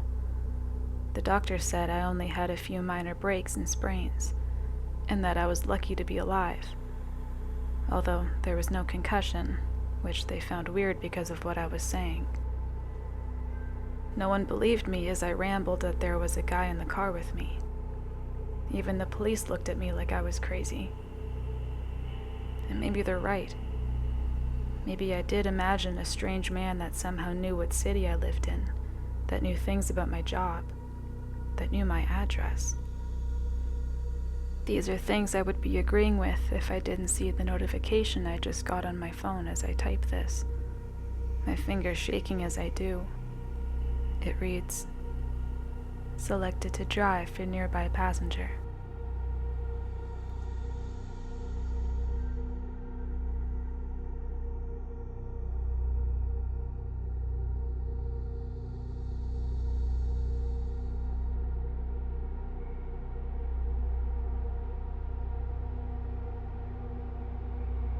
I used to love Disney when I was a little girl. I had every lunchbox, water bottle, backpack, and notebook with Mickey's face on it that I could get my 6-year-old hands on. I would doodle the clubhouse characters during class, and I would ask to go to Disney World every year for my birthday. My family wasn't the wealthiest, so the answer was usually no. My dad would work overtime, and my mom worked 2 jobs, so I would spend a lot of time at home alone. I would sit on the couch and watch reruns of my favorite shows and movies until I passed out, and I would always wake up tucked into my bed. It was to my surprise that after asking to go again for my 7th birthday, they finally said yes. My dad had gotten a big promotion, and they combined the bonus that he received with money that they've been saving up just for this occasion. My parents have helped me so much in my life, but there aren't many other times that I can remember feeling as much love for them as I did when I opened my birthday card and saw a Disney World brochure. I couldn't wait to go. Unfortunately, I had to wait another 2 weeks for the upcoming long weekend. I couldn't focus in school that entire time. I was too busy thinking about all the rides and characters that I get to see. I woke up early Friday morning with enough energy to fly through the ceiling. My parents had been up packing, so the car was already ready by the time I finished my breakfast. We hopped in and set off for Disney. The park was around 4 hours from our house in Tallahassee, so we left early to have time to explore the park for the day. It was around 4 a.m., and the streets were pitch black. The drive was mostly uneventful, and I used my portable CD player to watch old Disney movies that my mom kept lying around. I was halfway through Cinderella when we stopped for gas. The rest stop was pretty dingy. There were some gas pumps for cars and diesel for the trucks, as well as a gift shop for snacks and drinks. The gift shop was quite big, filled with rows of junk food and medicine. I went in with my mom while my dad stayed with the car. While we were shopping, I saw a Mickey-shaped cup and ran to grab it. And when I turned around, my mom was gone. I started to panic. I ran through the aisles calling for her. After a few frantic turns, I ran into something hard and fell on my back. When I looked up, a large man with a gray beard and rough skin was staring down at me. "Hey there, Missy. You lost?" he asked me. I was frozen in fright at the size of the man. He towered over the aisle, his width taking up the entire space in front of me. He reached his hand out, and I scrambled back down the aisle. I was running now, not daring to look back at the frightening stranger. I turned the corner and ran straight into my mom. I hugged her tight, crying. She stroked my hair and comforted me, but my sense of safety was quickly broken when the man approached us. "Be careful with her, hun. Don't want a kid getting lost around here." My mom muttered a reply that I couldn't hear through my own sobbing. The man eventually left, and my mom carried me back to the car. My dad was worried, but my mom reassured him that it was just a small accident. The next hour was quiet, and I quickly forgot my fear from the gas station when I thought about Disney again. I drifted off with thoughts of cotton candy and Mickey years. I woke up to a hushed conversation between my parents. They were talking in short, clipped sentences, and their tone made my heart start to race. The inside of the car was filled with harsh light. I looked out the rear window to see a black car driving closely behind us. Brights on. My parents were raising their tones now, and I looked past them to see a large trailer in front of our car. The semi-truck had its rear lights on, and it looked like it was slowing down to meet us. We were driving down a 2-lane highway in the middle of a swampy area, and the road dropped into thick mud on both sides. My mom was telling my dad to get over and pass the truck, but another car quickly sped up from behind the black car and pulled up to our left side, blocking us in. The windows were tinted black, and I couldn't get a good look at who was in it. I did see silhouettes, though. The car was full. "Daddy, who are these people?" I asked innocently. My dad turned around to face me, and there was a look of sheer panic on his face. He quickly hushed me and turned back around. In front of us, the trailer doors unlatched. They swung open, revealing a single man standing inside the empty trailer. He was wearing jeans and a work jacket, and his face was covered in a black balaclava. He quickly rushed to the back of the trailer, then bent over and pushed something along the ground. Something appeared over the edge of the trailer, and after a few moments of pushing, a ramp slammed to the pavement, sending up sparks that made it hard to see in front of us. Something hit hard against the back of our car, and I jolted in my seat. By this point, I was overwhelmed. I started crying, scared for my life. Who were these people? What did they want with us? I turned back to see the black car behind us pushing our car forward. The car to our left turned closer to us, pinning us against the 15-foot drop into the mud below. My dad slammed on the brakes, pushing me forward. The car screeched in defiance of the pushing, but our car was old, and I could feel us moving forward. My mom was crying too, pleading with my dad to turn into the mud. "We'll be stuck, Maggie," he howled. "Nothing to stop them from grabbing us." I could hear the frustration in my dad's voice. He was gritting his teeth, still keeping pressure on the brake. Sunlight was just starting to come out, and I could see to our right that the mud was steadily turning into grass. "Daddy, look," I said, pointing out the window. An exit sign flew past our view. Our front fender scraped against the ramp, wheels not yet making contact. In an instant, a turn of road opened up on our right, and my dad veered off of the ramp, barely making the exit. We sped off of the highway. The group was still going, and I could see their cars more clearly from farther away. I could see the man in the trailer, sticking his head out, looking at us. There were gray specks of hair poking through his balaclava. We spent the rest of the day in the hotel, with my parents talking to police about our encounter. I was shaken up by the event, but I was mostly sad to miss Disney for the day. We ended up going the next day, though, and I remember that weekend fondly. I'm 16 now, and not many birthdays have topped that one. I don't know who those people were, or what they wanted with us. I'm just getting my driver's license, and despite everything I've learned from driver's ed, there's one thing that they didn't teach us. Never drive behind a semi.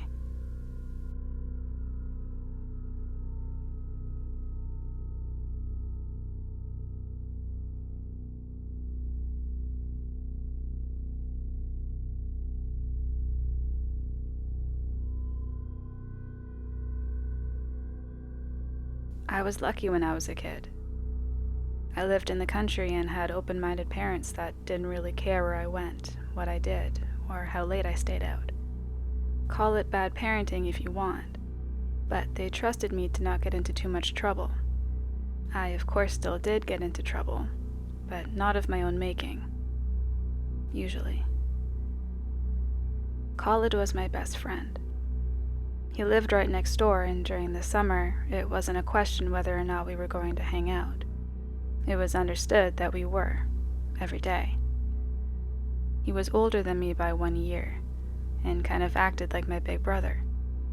When crossing a small stream or walking through thorns, I'd hop onto his back and he would hoof it with no complaints, even though many times afterward, blood would trickle down his leg.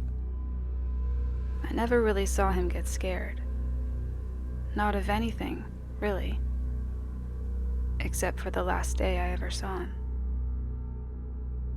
One day in early July, we decided to backpack with snacks and Capri Suns and hike through the wilderness to a big, beautiful oak tree that we favored among so many around the area.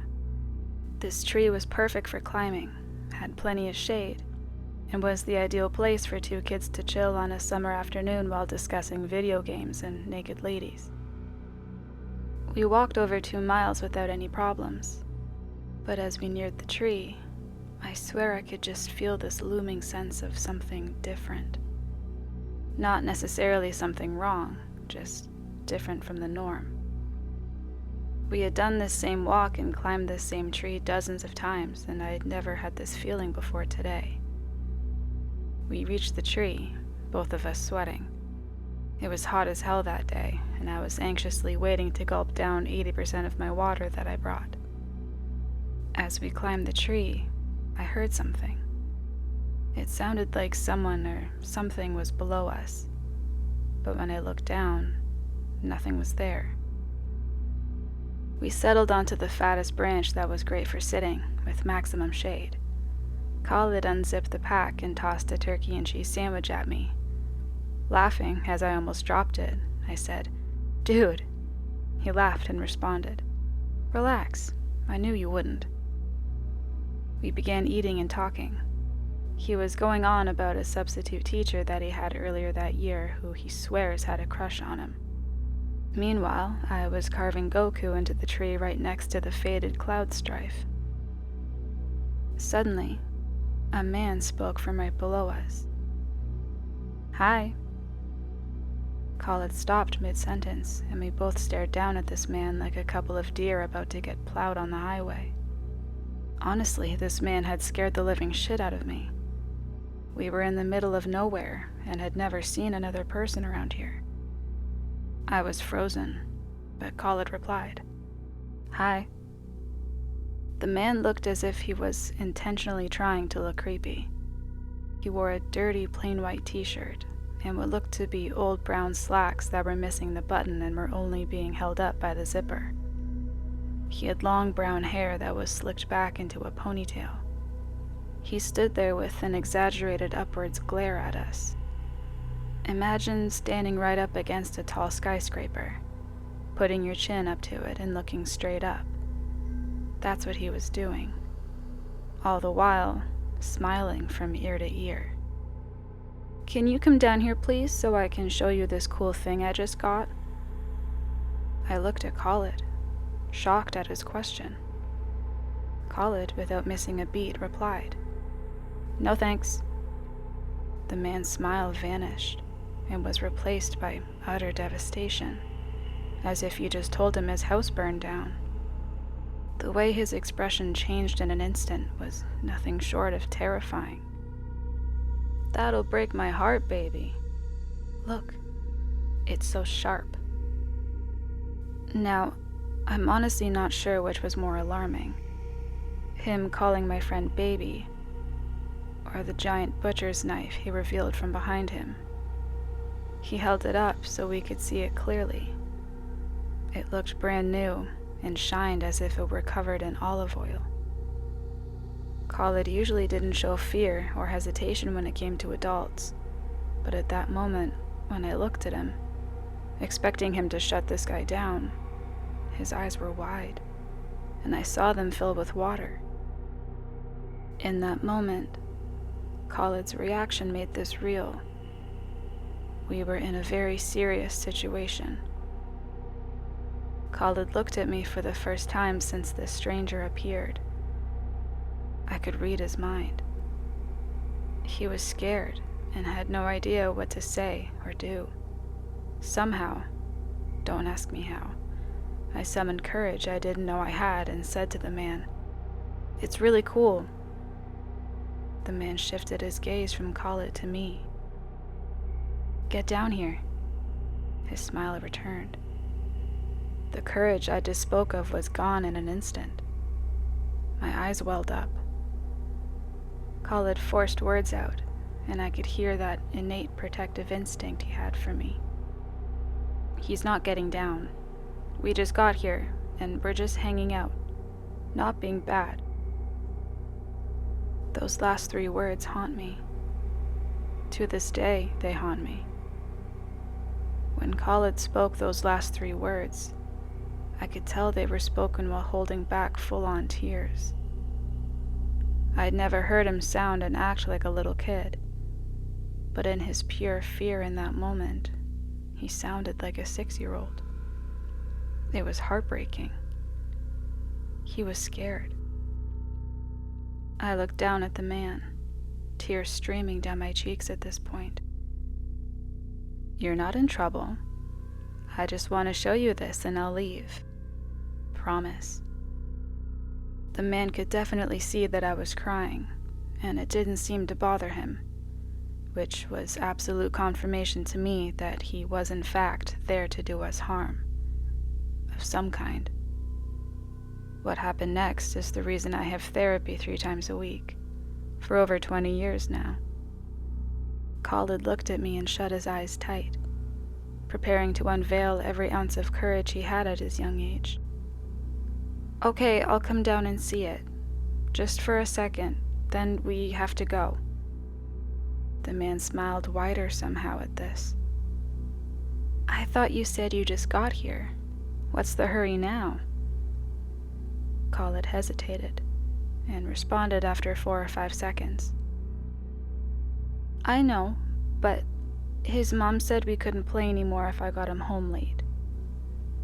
I looked back and forth at Khalid and the man, having zero clue what was happening now or what would happen next. Good idea. Better get home before it gets dark.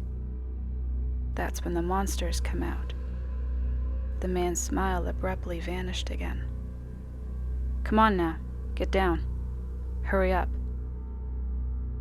Khalid looked at me, and I shook my head as tears erupted from my eyes as if to say urgently, "No."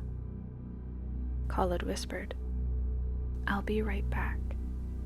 I started shaking my head and was mortified to see the man smiling and staring at me as I looked down as Khalid descended. When Khalid was in reach, the man put the knife away and with both arms grabbed Khalid's arms gently. "Here, careful. I got ya.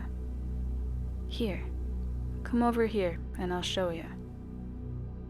The man started walking Khalid away, and he looked up at me one more time, with pure fear on his face. The strong, protective big brother was gone. They disappeared from my view, and then there was nothing. It was as if nothing had happened. I was sitting in this tree alone, and for a moment I imagined that I had made this trip solo, that Khalid was safe somewhere else and all was fine. But it wasn't. I heard nothing as I focused on hearing anything at all. Minutes passed by like hours, and eventually I came to the horrifying conclusion. They were not coming back. Adrenaline started to kick in now, and I needed to get down, to see where they were, to leave, to just not be in this tree by myself anymore. When I reached the bottom with the backpack tightly strapped, I looked around everywhere. Silence, and nothing. They were gone. I realized I had to get to adults, now. I had to let them know what happened. I ran, faster than I ever have before or since, and when I reached my house, I threw up on the front lawn from exhaustion and desperation. My mom was on the phone sitting on the porch. She promptly ended her call and came to me. The details from that point are typical. Calls were made, searches were done. They didn't find Khalid. They didn't find any trace of him at all. It's been many years, and I think about my friend who was taken almost every day. I'd rather find out what happened to him than anything. I'd rather know than to win the lottery. I'd rather know he was killed than not know. Not knowing has made my life black and gray, sadness and without faith and goodness. The only thing that helps is telling myself I was wrong. The strong and protective big brother never left him that day. It was never gone. It's the only reason I'm telling this story now.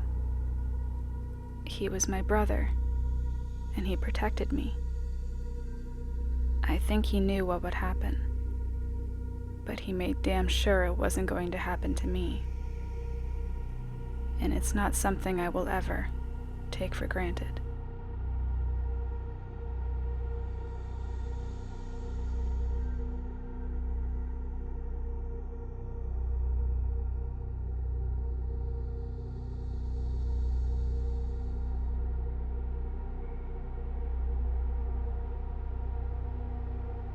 I have this hobby of watching kids shows, even though I'm in my early 20s.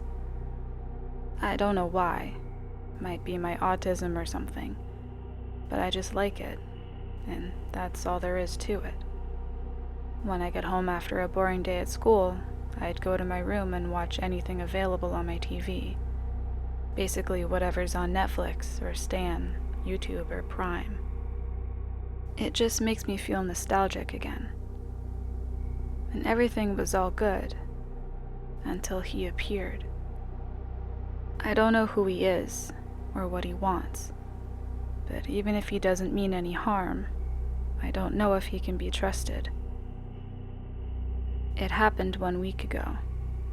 I was watching an episode of Arthur, I can't remember which one, with a hot plate of garlic bread and a cup of Pepsi. Midway through the episode, I noticed something in the background. It looked like some kind of character, but all I saw was just a black stick figure, standing behind a tree and observing the characters. I couldn't see him very well because of the show's quality, but I ended up shrugging it off. Must have been a small animation error. But last Thursday changed my mind a bit. I was in my bedroom once again. I was taking a break from the god-awful homework assignments, and to kill the boredom, I decided to watch Detention Air. Watching cartoons always put me at ease. It helps relieve stress from everyday life. Then I saw him again, peeking behind a corner. But I could see this character clearly this time. He looked like he was wearing pitch black clothing. His white skin was so bright that it almost looked like it was glowing, and his baggy eyes were a pale pink, not bloodshot eyes. I only got a good look of this character because as soon as he appeared, I paused the show and examined him like a captured wild animal. As I looked at this thing, I could already feel something was very wrong about him. It wasn't that he didn't match the show's art style, or his design felt Tim Burton-esque. There was another feeling. Dread. I snapped out of our staring contest as my mom called me to take out the trash.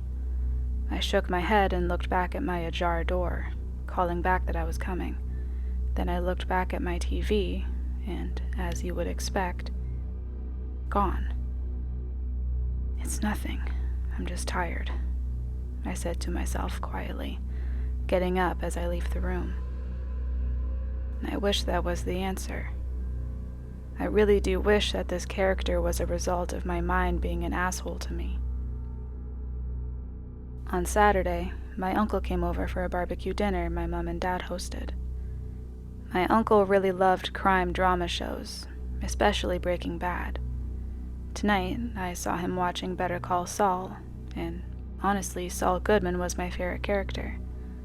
I never really liked drama shows, but I give both Breaking Bad and Better Call Saul exceptions. I was in the living room watching an episode and I was getting sleepy, so I prepared to get off the sofa when I noticed someone. He was just sitting in a chair, like he was waiting. As we made eye contact, something then hit me. He was never observing any of the characters. He was observing me the whole fucking time. "Hey mate, you okay?" my uncle said, noticing me freeze and staring at the TV so intensely. I shook my head and excused myself, fast walking to my bedroom. The sightings kept getting more frequent. I saw him in shows like Teen Titans, Futurama, DuckTales, Aqua Teen Hunger Force, Seinfeld. Yeah, even that. I'm not joking. And so many more. He was always hiding in the fucking backgrounds. And just as I thought I was going insane, it all suddenly stopped one morning. I was watching My Little Pony. I know, deal with it. And I expected to see him again. But he never showed up. I checked other shows, but he was never there. I was relieved, but when I went to the kitchen to make myself breakfast, my dad comes in and asked if I left the living room TV on last night. "No, I didn't. Why do you ask?"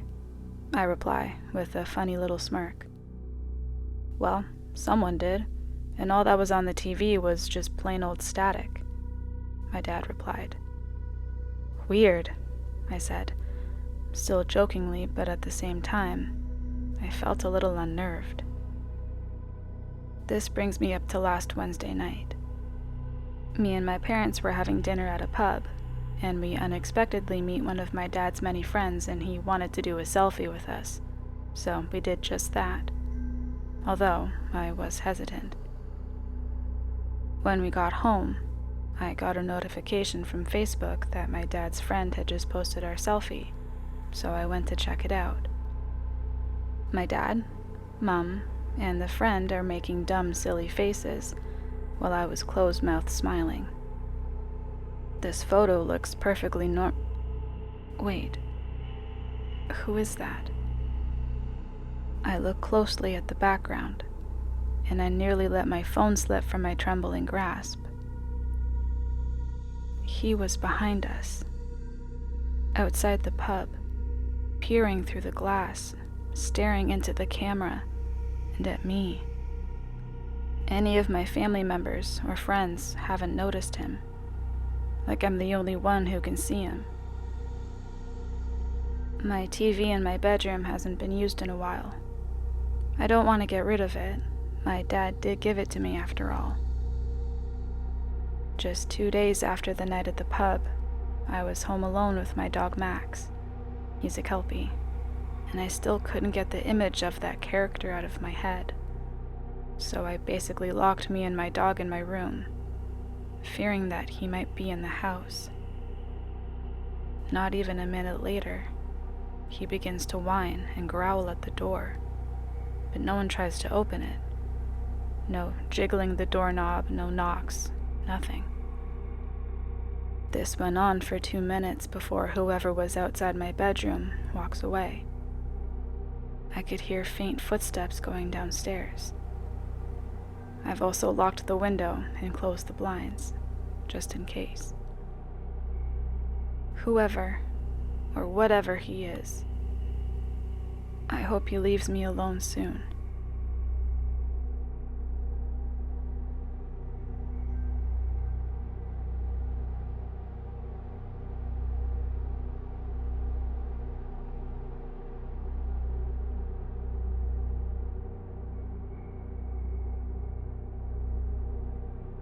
My husband went missing 6 months ago.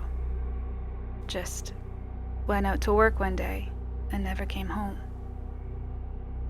It was a horrible shock to the whole neighborhood, because things like that just didn't happen in our little slice of white picket fence suburbia. The police launched an investigation, and the neighborhood watch sent out search parties, but no one ever found any evidence to indicate what had happened to him. Our families were devastated. Recently, the missing posters have been taken down or papered over. The updates from the police became less frequent and dwindled away. I accepted that, hard as it was to admit. My Rick wasn't coming back. Until he did. A week ago, I was in the back garden watering my petunias when I heard the garden gate creak open. I jerked my head in that direction, and there he was. Exactly the same as he was the day he disappeared. Same wind-swept blonde hair and bright blue eyes, some curl to his pink lips.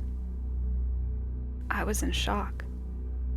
Our families had mourned for him, and yet there he was, standing in our garden like he had just popped out for milk or something. When I asked where he'd been, he said he didn't know. He couldn't remember anything about the last 6 months. All our family and friends are beside themselves with joy. They almost can't believe it. But that's just the thing. I don't believe it. Look, I understand how crazy this all sounds. I do. Our families would never believe me, and I can't go to the police unless I want to end up in a straitjacket. But I just know that the man sleeping next to me isn't my husband. I don't know what to do. I know I should be happy, but I'm not. I'm terrified. I don't know much about anything supernatural or paranormal. I don't even like watching horror movies. But something about this whole situation makes my skin crawl. Just let me explain why I'm so sure. Once I've done that, hopefully one of you will believe me, and you'll be able to tell me what to do. The morning after Rick came home, I made him a cup of tea. When I handed it to him, he gave me the brightest smile. Then he took a sugar cube from the dish on the table and dropped it into his cup.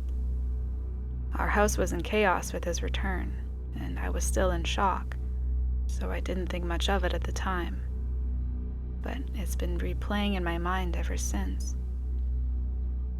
I know it doesn't sound very significant, but my husband never put sugar in his tea. He was always adamant that it ruined the taste, and he'd get so frustrated if I ever put sugar in his cup by accident. And yet, this man had sugar. Then, it was the golf. A few days ago, when he was out visiting his mom, I recorded a golf tournament that was showing on the TV. It was one of Rick's favorite golfers that was competing, and he never missed it. Once, he even skipped out on an anniversary dinner just to watch a championship. Only, when he came home from his parents and I told him what I'd done, he just seemed unbothered.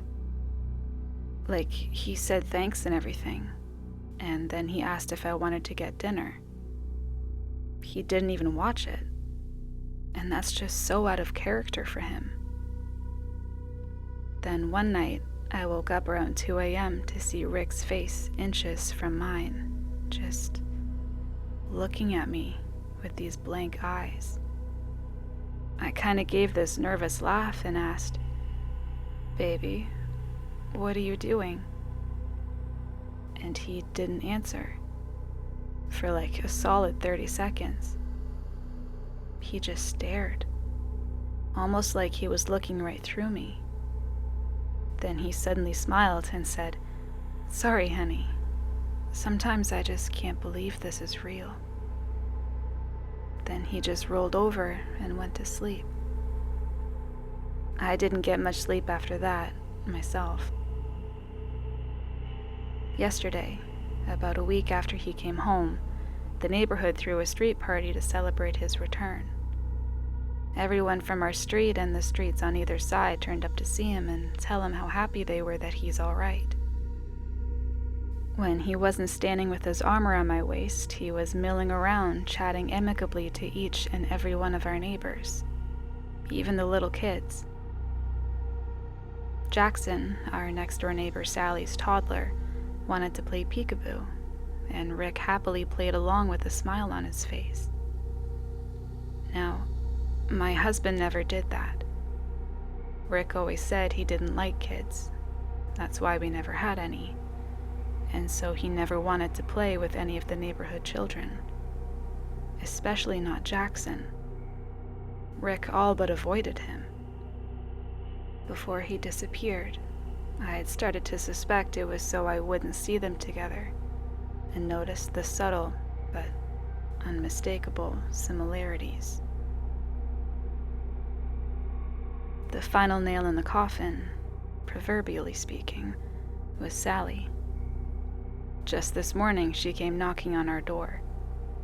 Her excuse was the tray of brownies she carried, but I think she just wanted to push her way into our morning so that she could see for herself what the situation was. After she left, I called her a nosy busybody. And Rick laughed, kissed my head, and agreed with me. That's when I knew for sure that it couldn't really be him. Rick always used to get so mad whenever I insulted Sally, like I didn't have any right to hate her, even though she'd been fucking my husband for years. But today, there was none of that. He didn't even try to defend her. I know what you must be thinking. If he was in an accident or something, he might have had some kind of traumatic brain injury that caused him to forget some things about his life. Maybe even change his personality. And that's a valid, reasonable explanation. I have no doubt it's what the police would tell me if I reported all this. But you know why I'm dead certain that man isn't my husband? He doesn't have a scar. If he was really Rick, he'd have a scar on the side of his forehead, shaped like the golf club I hit him with. But there's nothing. Not a mark. Honestly, I'm this close to going out tonight and digging at my petunias just to make sure he's still under there. I don't know what I'm sharing a bed with, but I know it's not my husband. So what the hell am I going to do?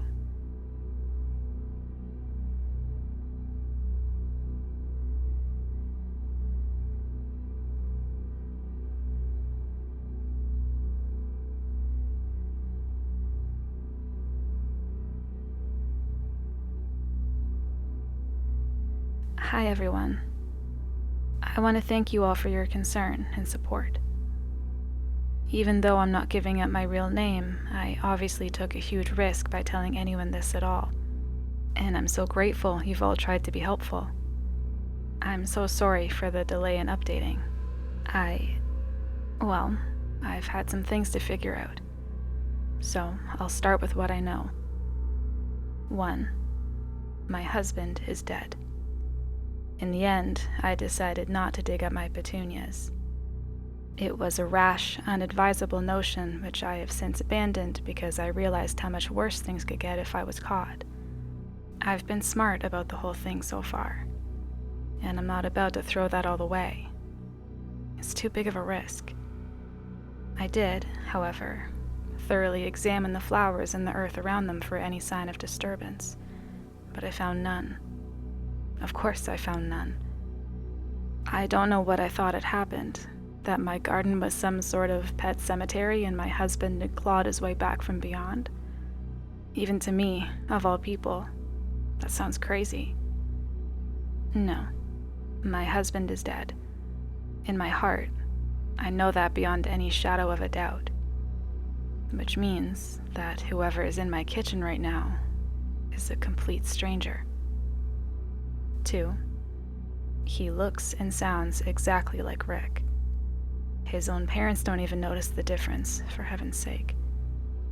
But he doesn't act like him at all, which tells me again that he is a stranger, that he never knew me before this, and he certainly never knew Rick. He doesn't enjoy the same things Rick enjoyed. He doesn't say the sort of things Rick said. He doesn't complain, doesn't raise his voice, doesn't lie or gaslight or cheat. Frankly, he's a better husband than Rick ever was. Honestly, when I think about it like that, I'm almost tempted to just let it go. I tried to let it go, not to get caught up in worrying and just accept my new life for what it is. But I find myself unable to let it go. Because even though this man seems ordinary and kind and reasonable, there's one thing that scares me still. For someone to have so confidently taken Rick's place, they would somehow have to be sure themselves that the real Rick would not return to complicate their plans, however innocent or sinister those plans may be. Whoever this man is who is calling himself Rick, he must surely know that Rick is dead. And if he knows that, I would bet anything that he also knows how. I've gambled with my life and my freedom before, and I don't intend to do so again. A couple of you suggested that Rick might have had a twin that, for whatever reason, I never knew about, or perhaps a doppelganger who saw his chance at a more comfortable life and took it. Either of these seemed to be the closest to the realm of possibility, so they were the first theories I set out to confirm or disprove.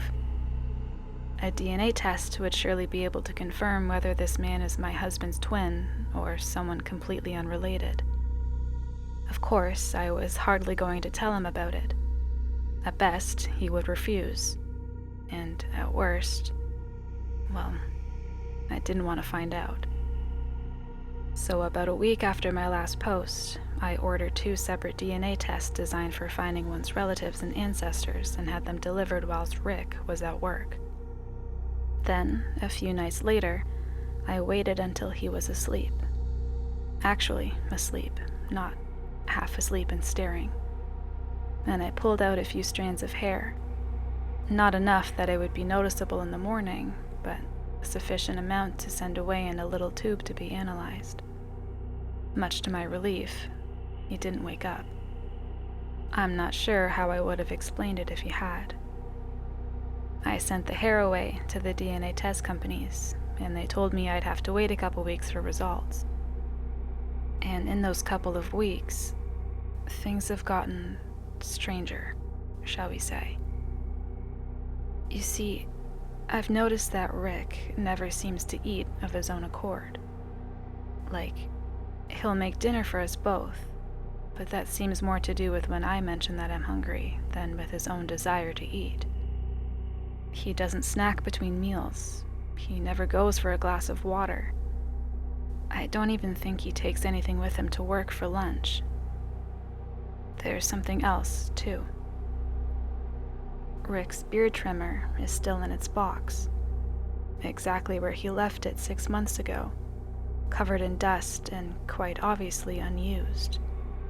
And yet, Rick has been home for nearly a month and his beard doesn't seem to be any longer, even though he used to trim it twice a week. On top of that, the staring has become a frequent occurrence, and not just in the middle of the night. I catch him watching me during the day, too, always looking away or laughing it off whenever I notice him doing it. Anyway, I might as well tell you why I'm writing this now, because I can't make head nor tail of the situation anymore. The DNA test came back in the mail this afternoon, before Rick came home from work. I opened them quickly, eager to see who was included in the list of relatives, whether they were any names I recognized. Either way, it would answer my question. Only, I don't have an answer. All I have are more questions. Because the first test came back as inconclusive, with a note from the company telling me I had to send them a viable hair sample in order for it to work. I didn't understand that. I'd cut the hair myself, after all. And what did they mean by viable?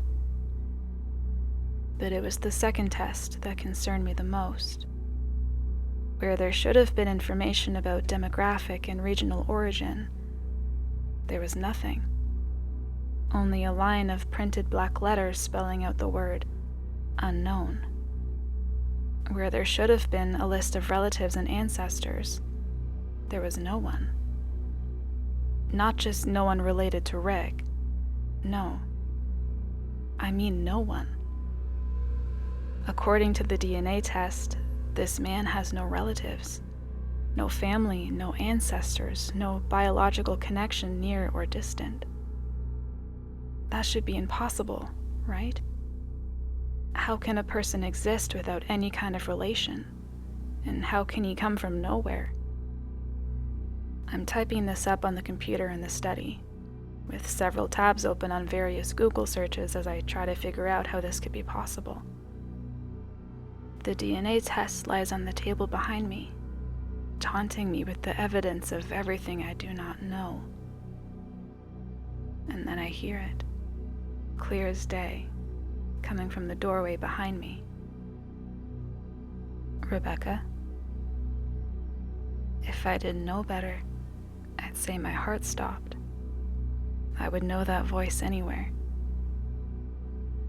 I never heard him come in, never even heard the door open. Dimly, in the back of my mind, I recall that our door creaks every time it opens. How could I not have heard it? I turn over my shoulder towards not Rick, a false bright smile on my face. He is not smiling. His face is calm, but there's something hard about the line of his mouth that sets me on edge. What the hell is this? His voice is perfectly level, but something about it makes the hairs in the back of my neck stand up. There's an undertone to his voice that I haven't noticed before now. Something low and subtly grating. Even the real Rick never sounded like that. He holds something up, one eyebrow arched. When I see what he's holding, my stomach plummets. The results of the DNA test.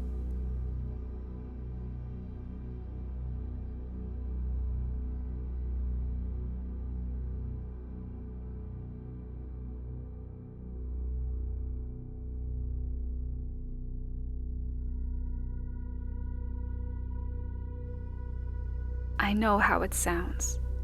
Let me explain.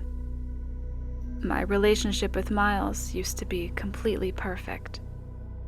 The day after our wedding, he drove us to his secluded cabin on the Pacific Coast Highway.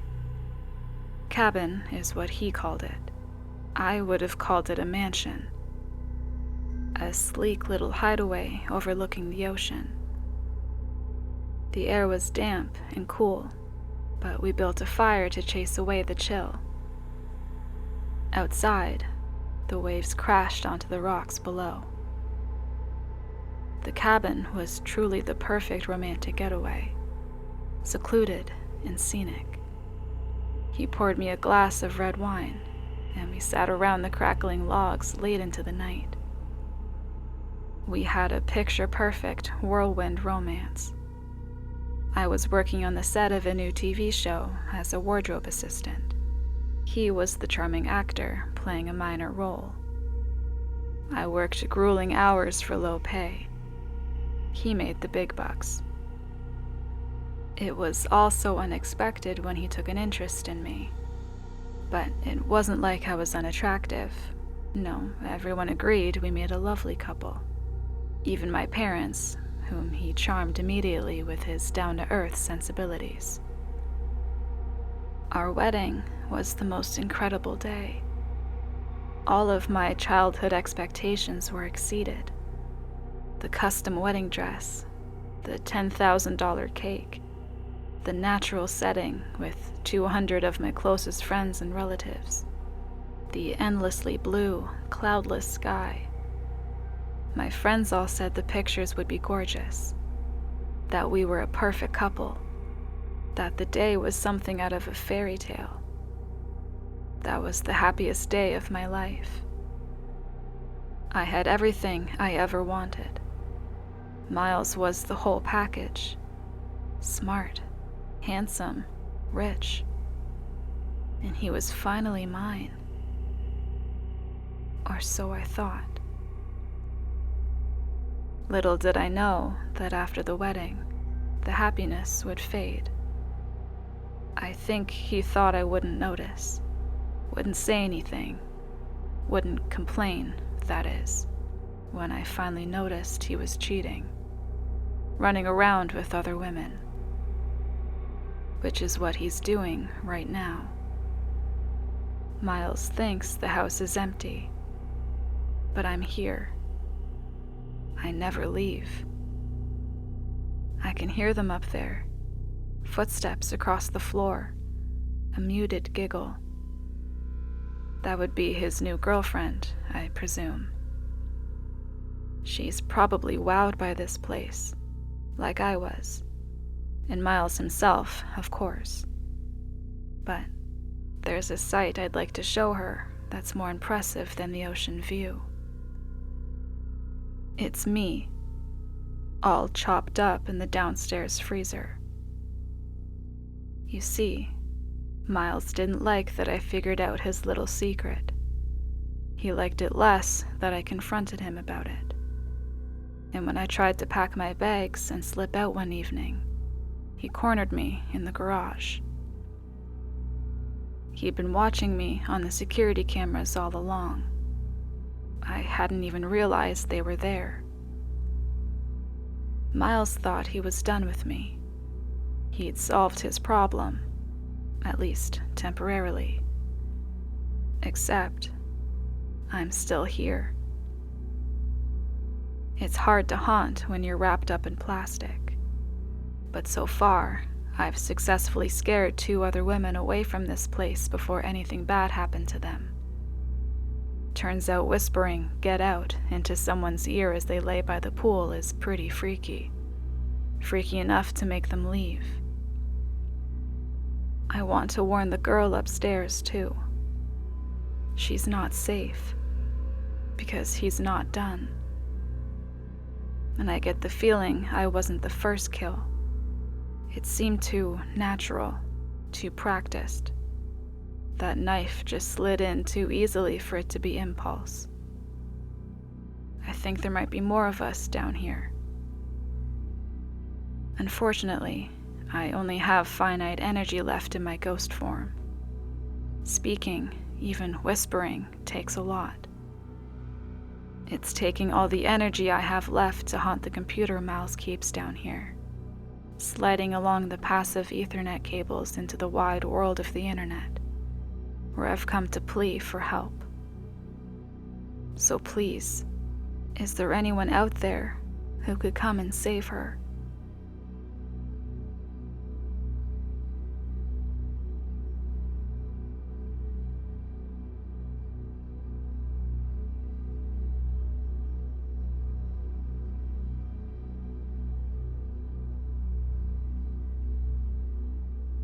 I was always a rather curious person.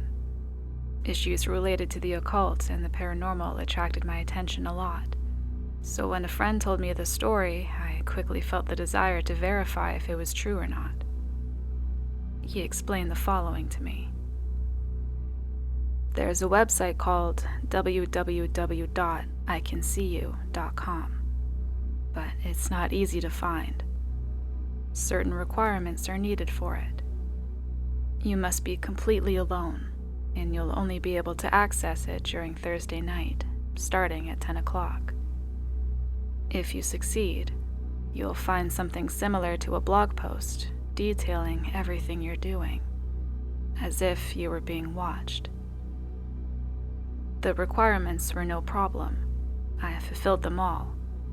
I'd been living alone for several years, and nightfall was inevitable, so I just waited.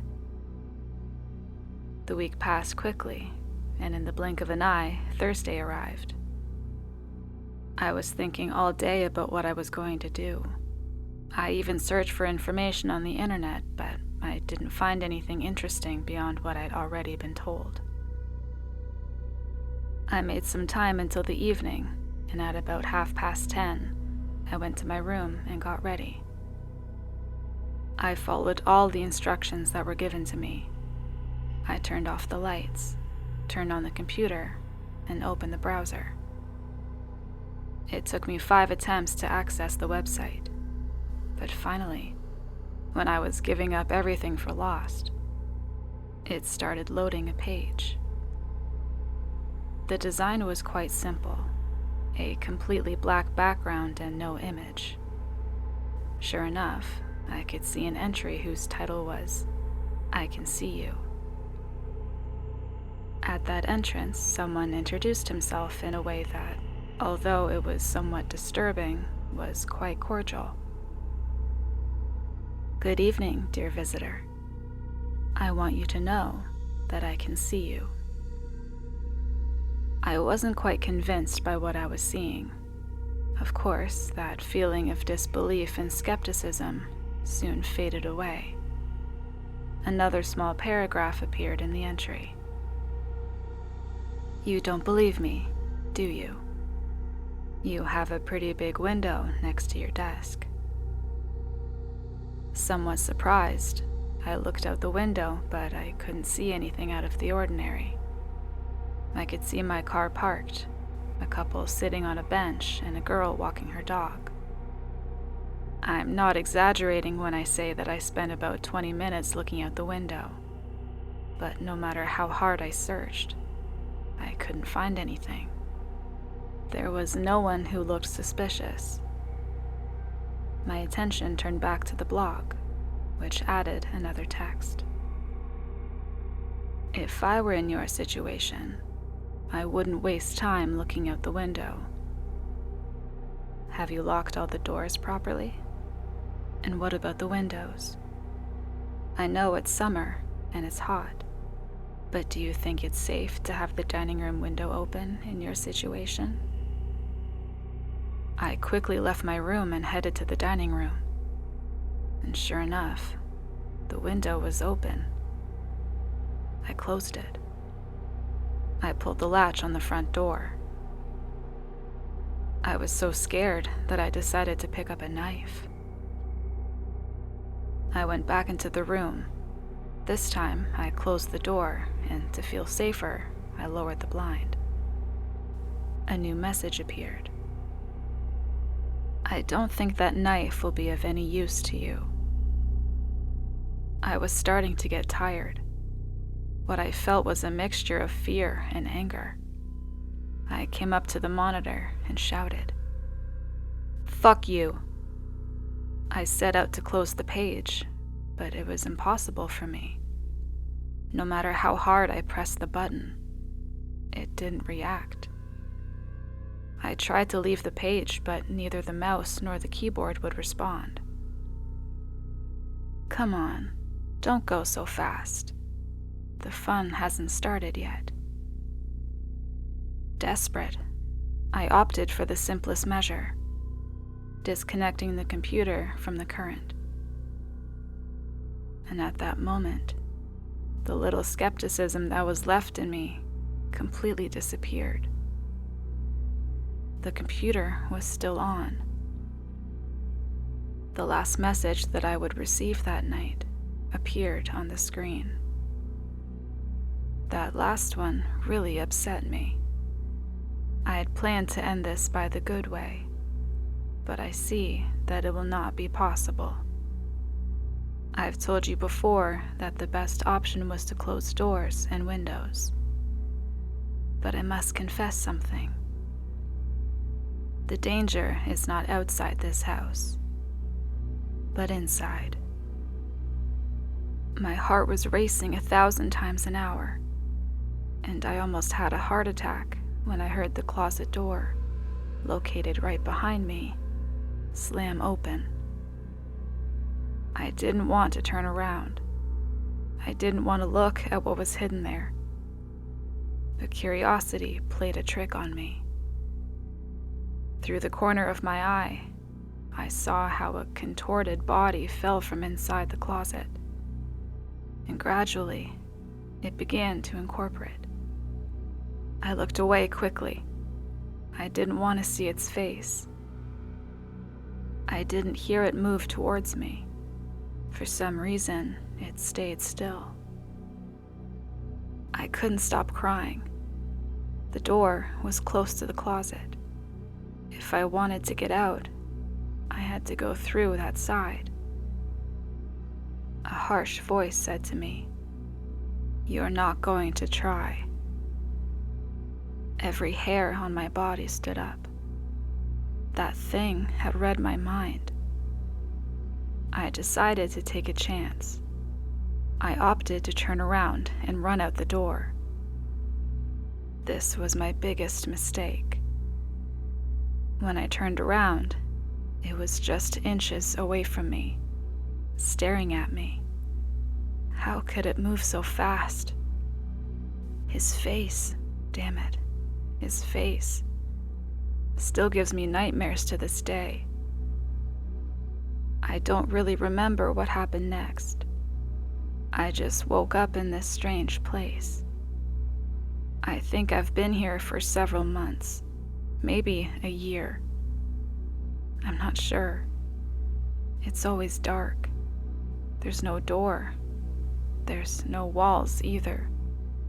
Just this dim, infinite darkness. I never get visitors, but that doesn't mean I can't communicate with the outside world. You see, in this strange place, there's nothing except a computer. Sometimes, with a little luck, I can talk to some other user who manages to contact me. And I want you to know that I can see you.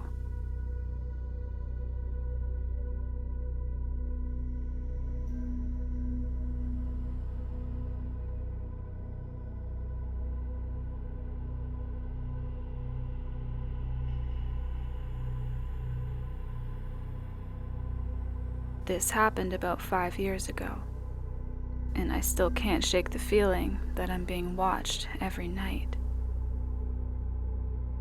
It was a regular Thursday evening in late November.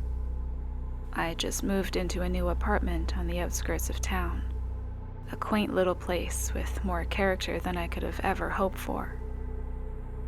Or so I thought. The building was old, probably early 1900s, and had this eerie charm to it.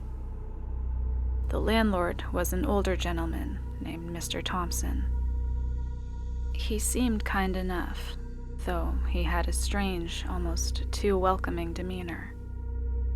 He made sure I was settled in, and I didn't think much of it at the time. Maybe he was just lonely.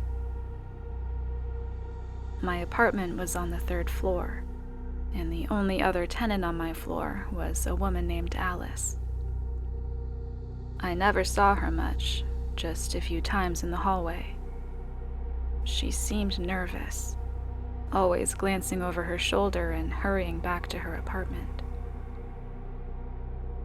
One night, I was lying in bed, struggling to fall asleep. The room was pitch black, and the only sound was the faint ticking of my old wall clock. Just as I was about to drift off, I heard a soft whisper.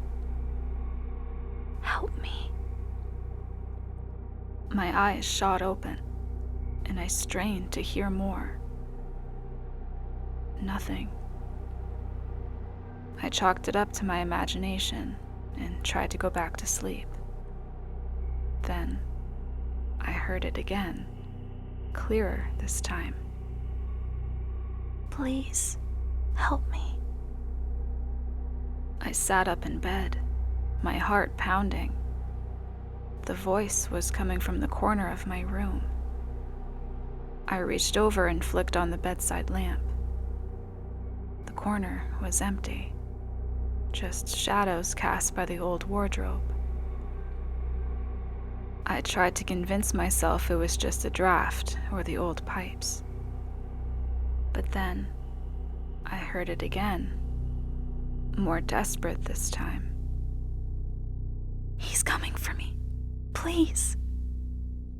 I jumped out of bed and searched the room, but there was no one there. I was wide awake now and utterly terrified. I decided to go for a walk to clear my head. As I stepped into the hallway, I noticed Alice's door was slightly ajar. I could hear her crying inside. Concerned, I knocked softly. "Alice, are you okay?" The crying stopped abruptly. There was a long pause before she whispered, "He's watching you too, isn't he?" A chill ran down my spine. Who's watching me? She peeked through the crack in the door, her eyes wide with fear. "The man in the corner. He's been here for years.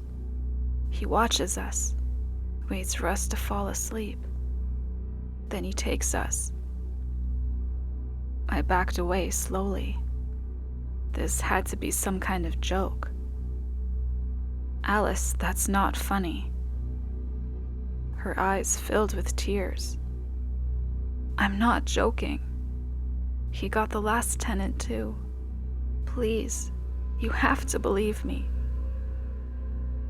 I didn't know what to say, so I just nodded and went back to my apartment, locking the door behind me. I didn't sleep at all that night. The next day, I went to see Mr. Thompson. I told him about the voice and Alice's strange behavior. He just smiled and said, "Alice has always had an overactive imagination. Don't let it get to you." But I couldn't shake the feeling that something was horribly wrong. That night, I stayed up, watching the corner of my room. Around 3 a.m., I felt a cold breeze, even though the windows were shut. Then I saw it. A shadow, darker than the rest, moving in the corner. It grew taller, more defined. My heart raced as the figure of a man emerged from the darkness. His eyes were hollow, and his mouth twisted into a grotesque grin. I couldn't move. I couldn't scream. He stepped closer, and I felt an overwhelming sense of dread. Just as he reached out to touch me, I heard a loud banging on my door. The figure vanished. I stumbled to the door and flung it open. Alice stood there, pale and shaking. "Did you see him?" she whispered. I nodded, my voice caught in my throat. "We have to leave," she said urgently. "Now." We packed our things and left that night. I moved back in with my parents and never returned to that building. I later learned that the apartment had a history of tenants disappearing under mysterious circumstances. And to this day, I still see the man in the corner, out of the corner of my eye, just for a split second, watching and waiting.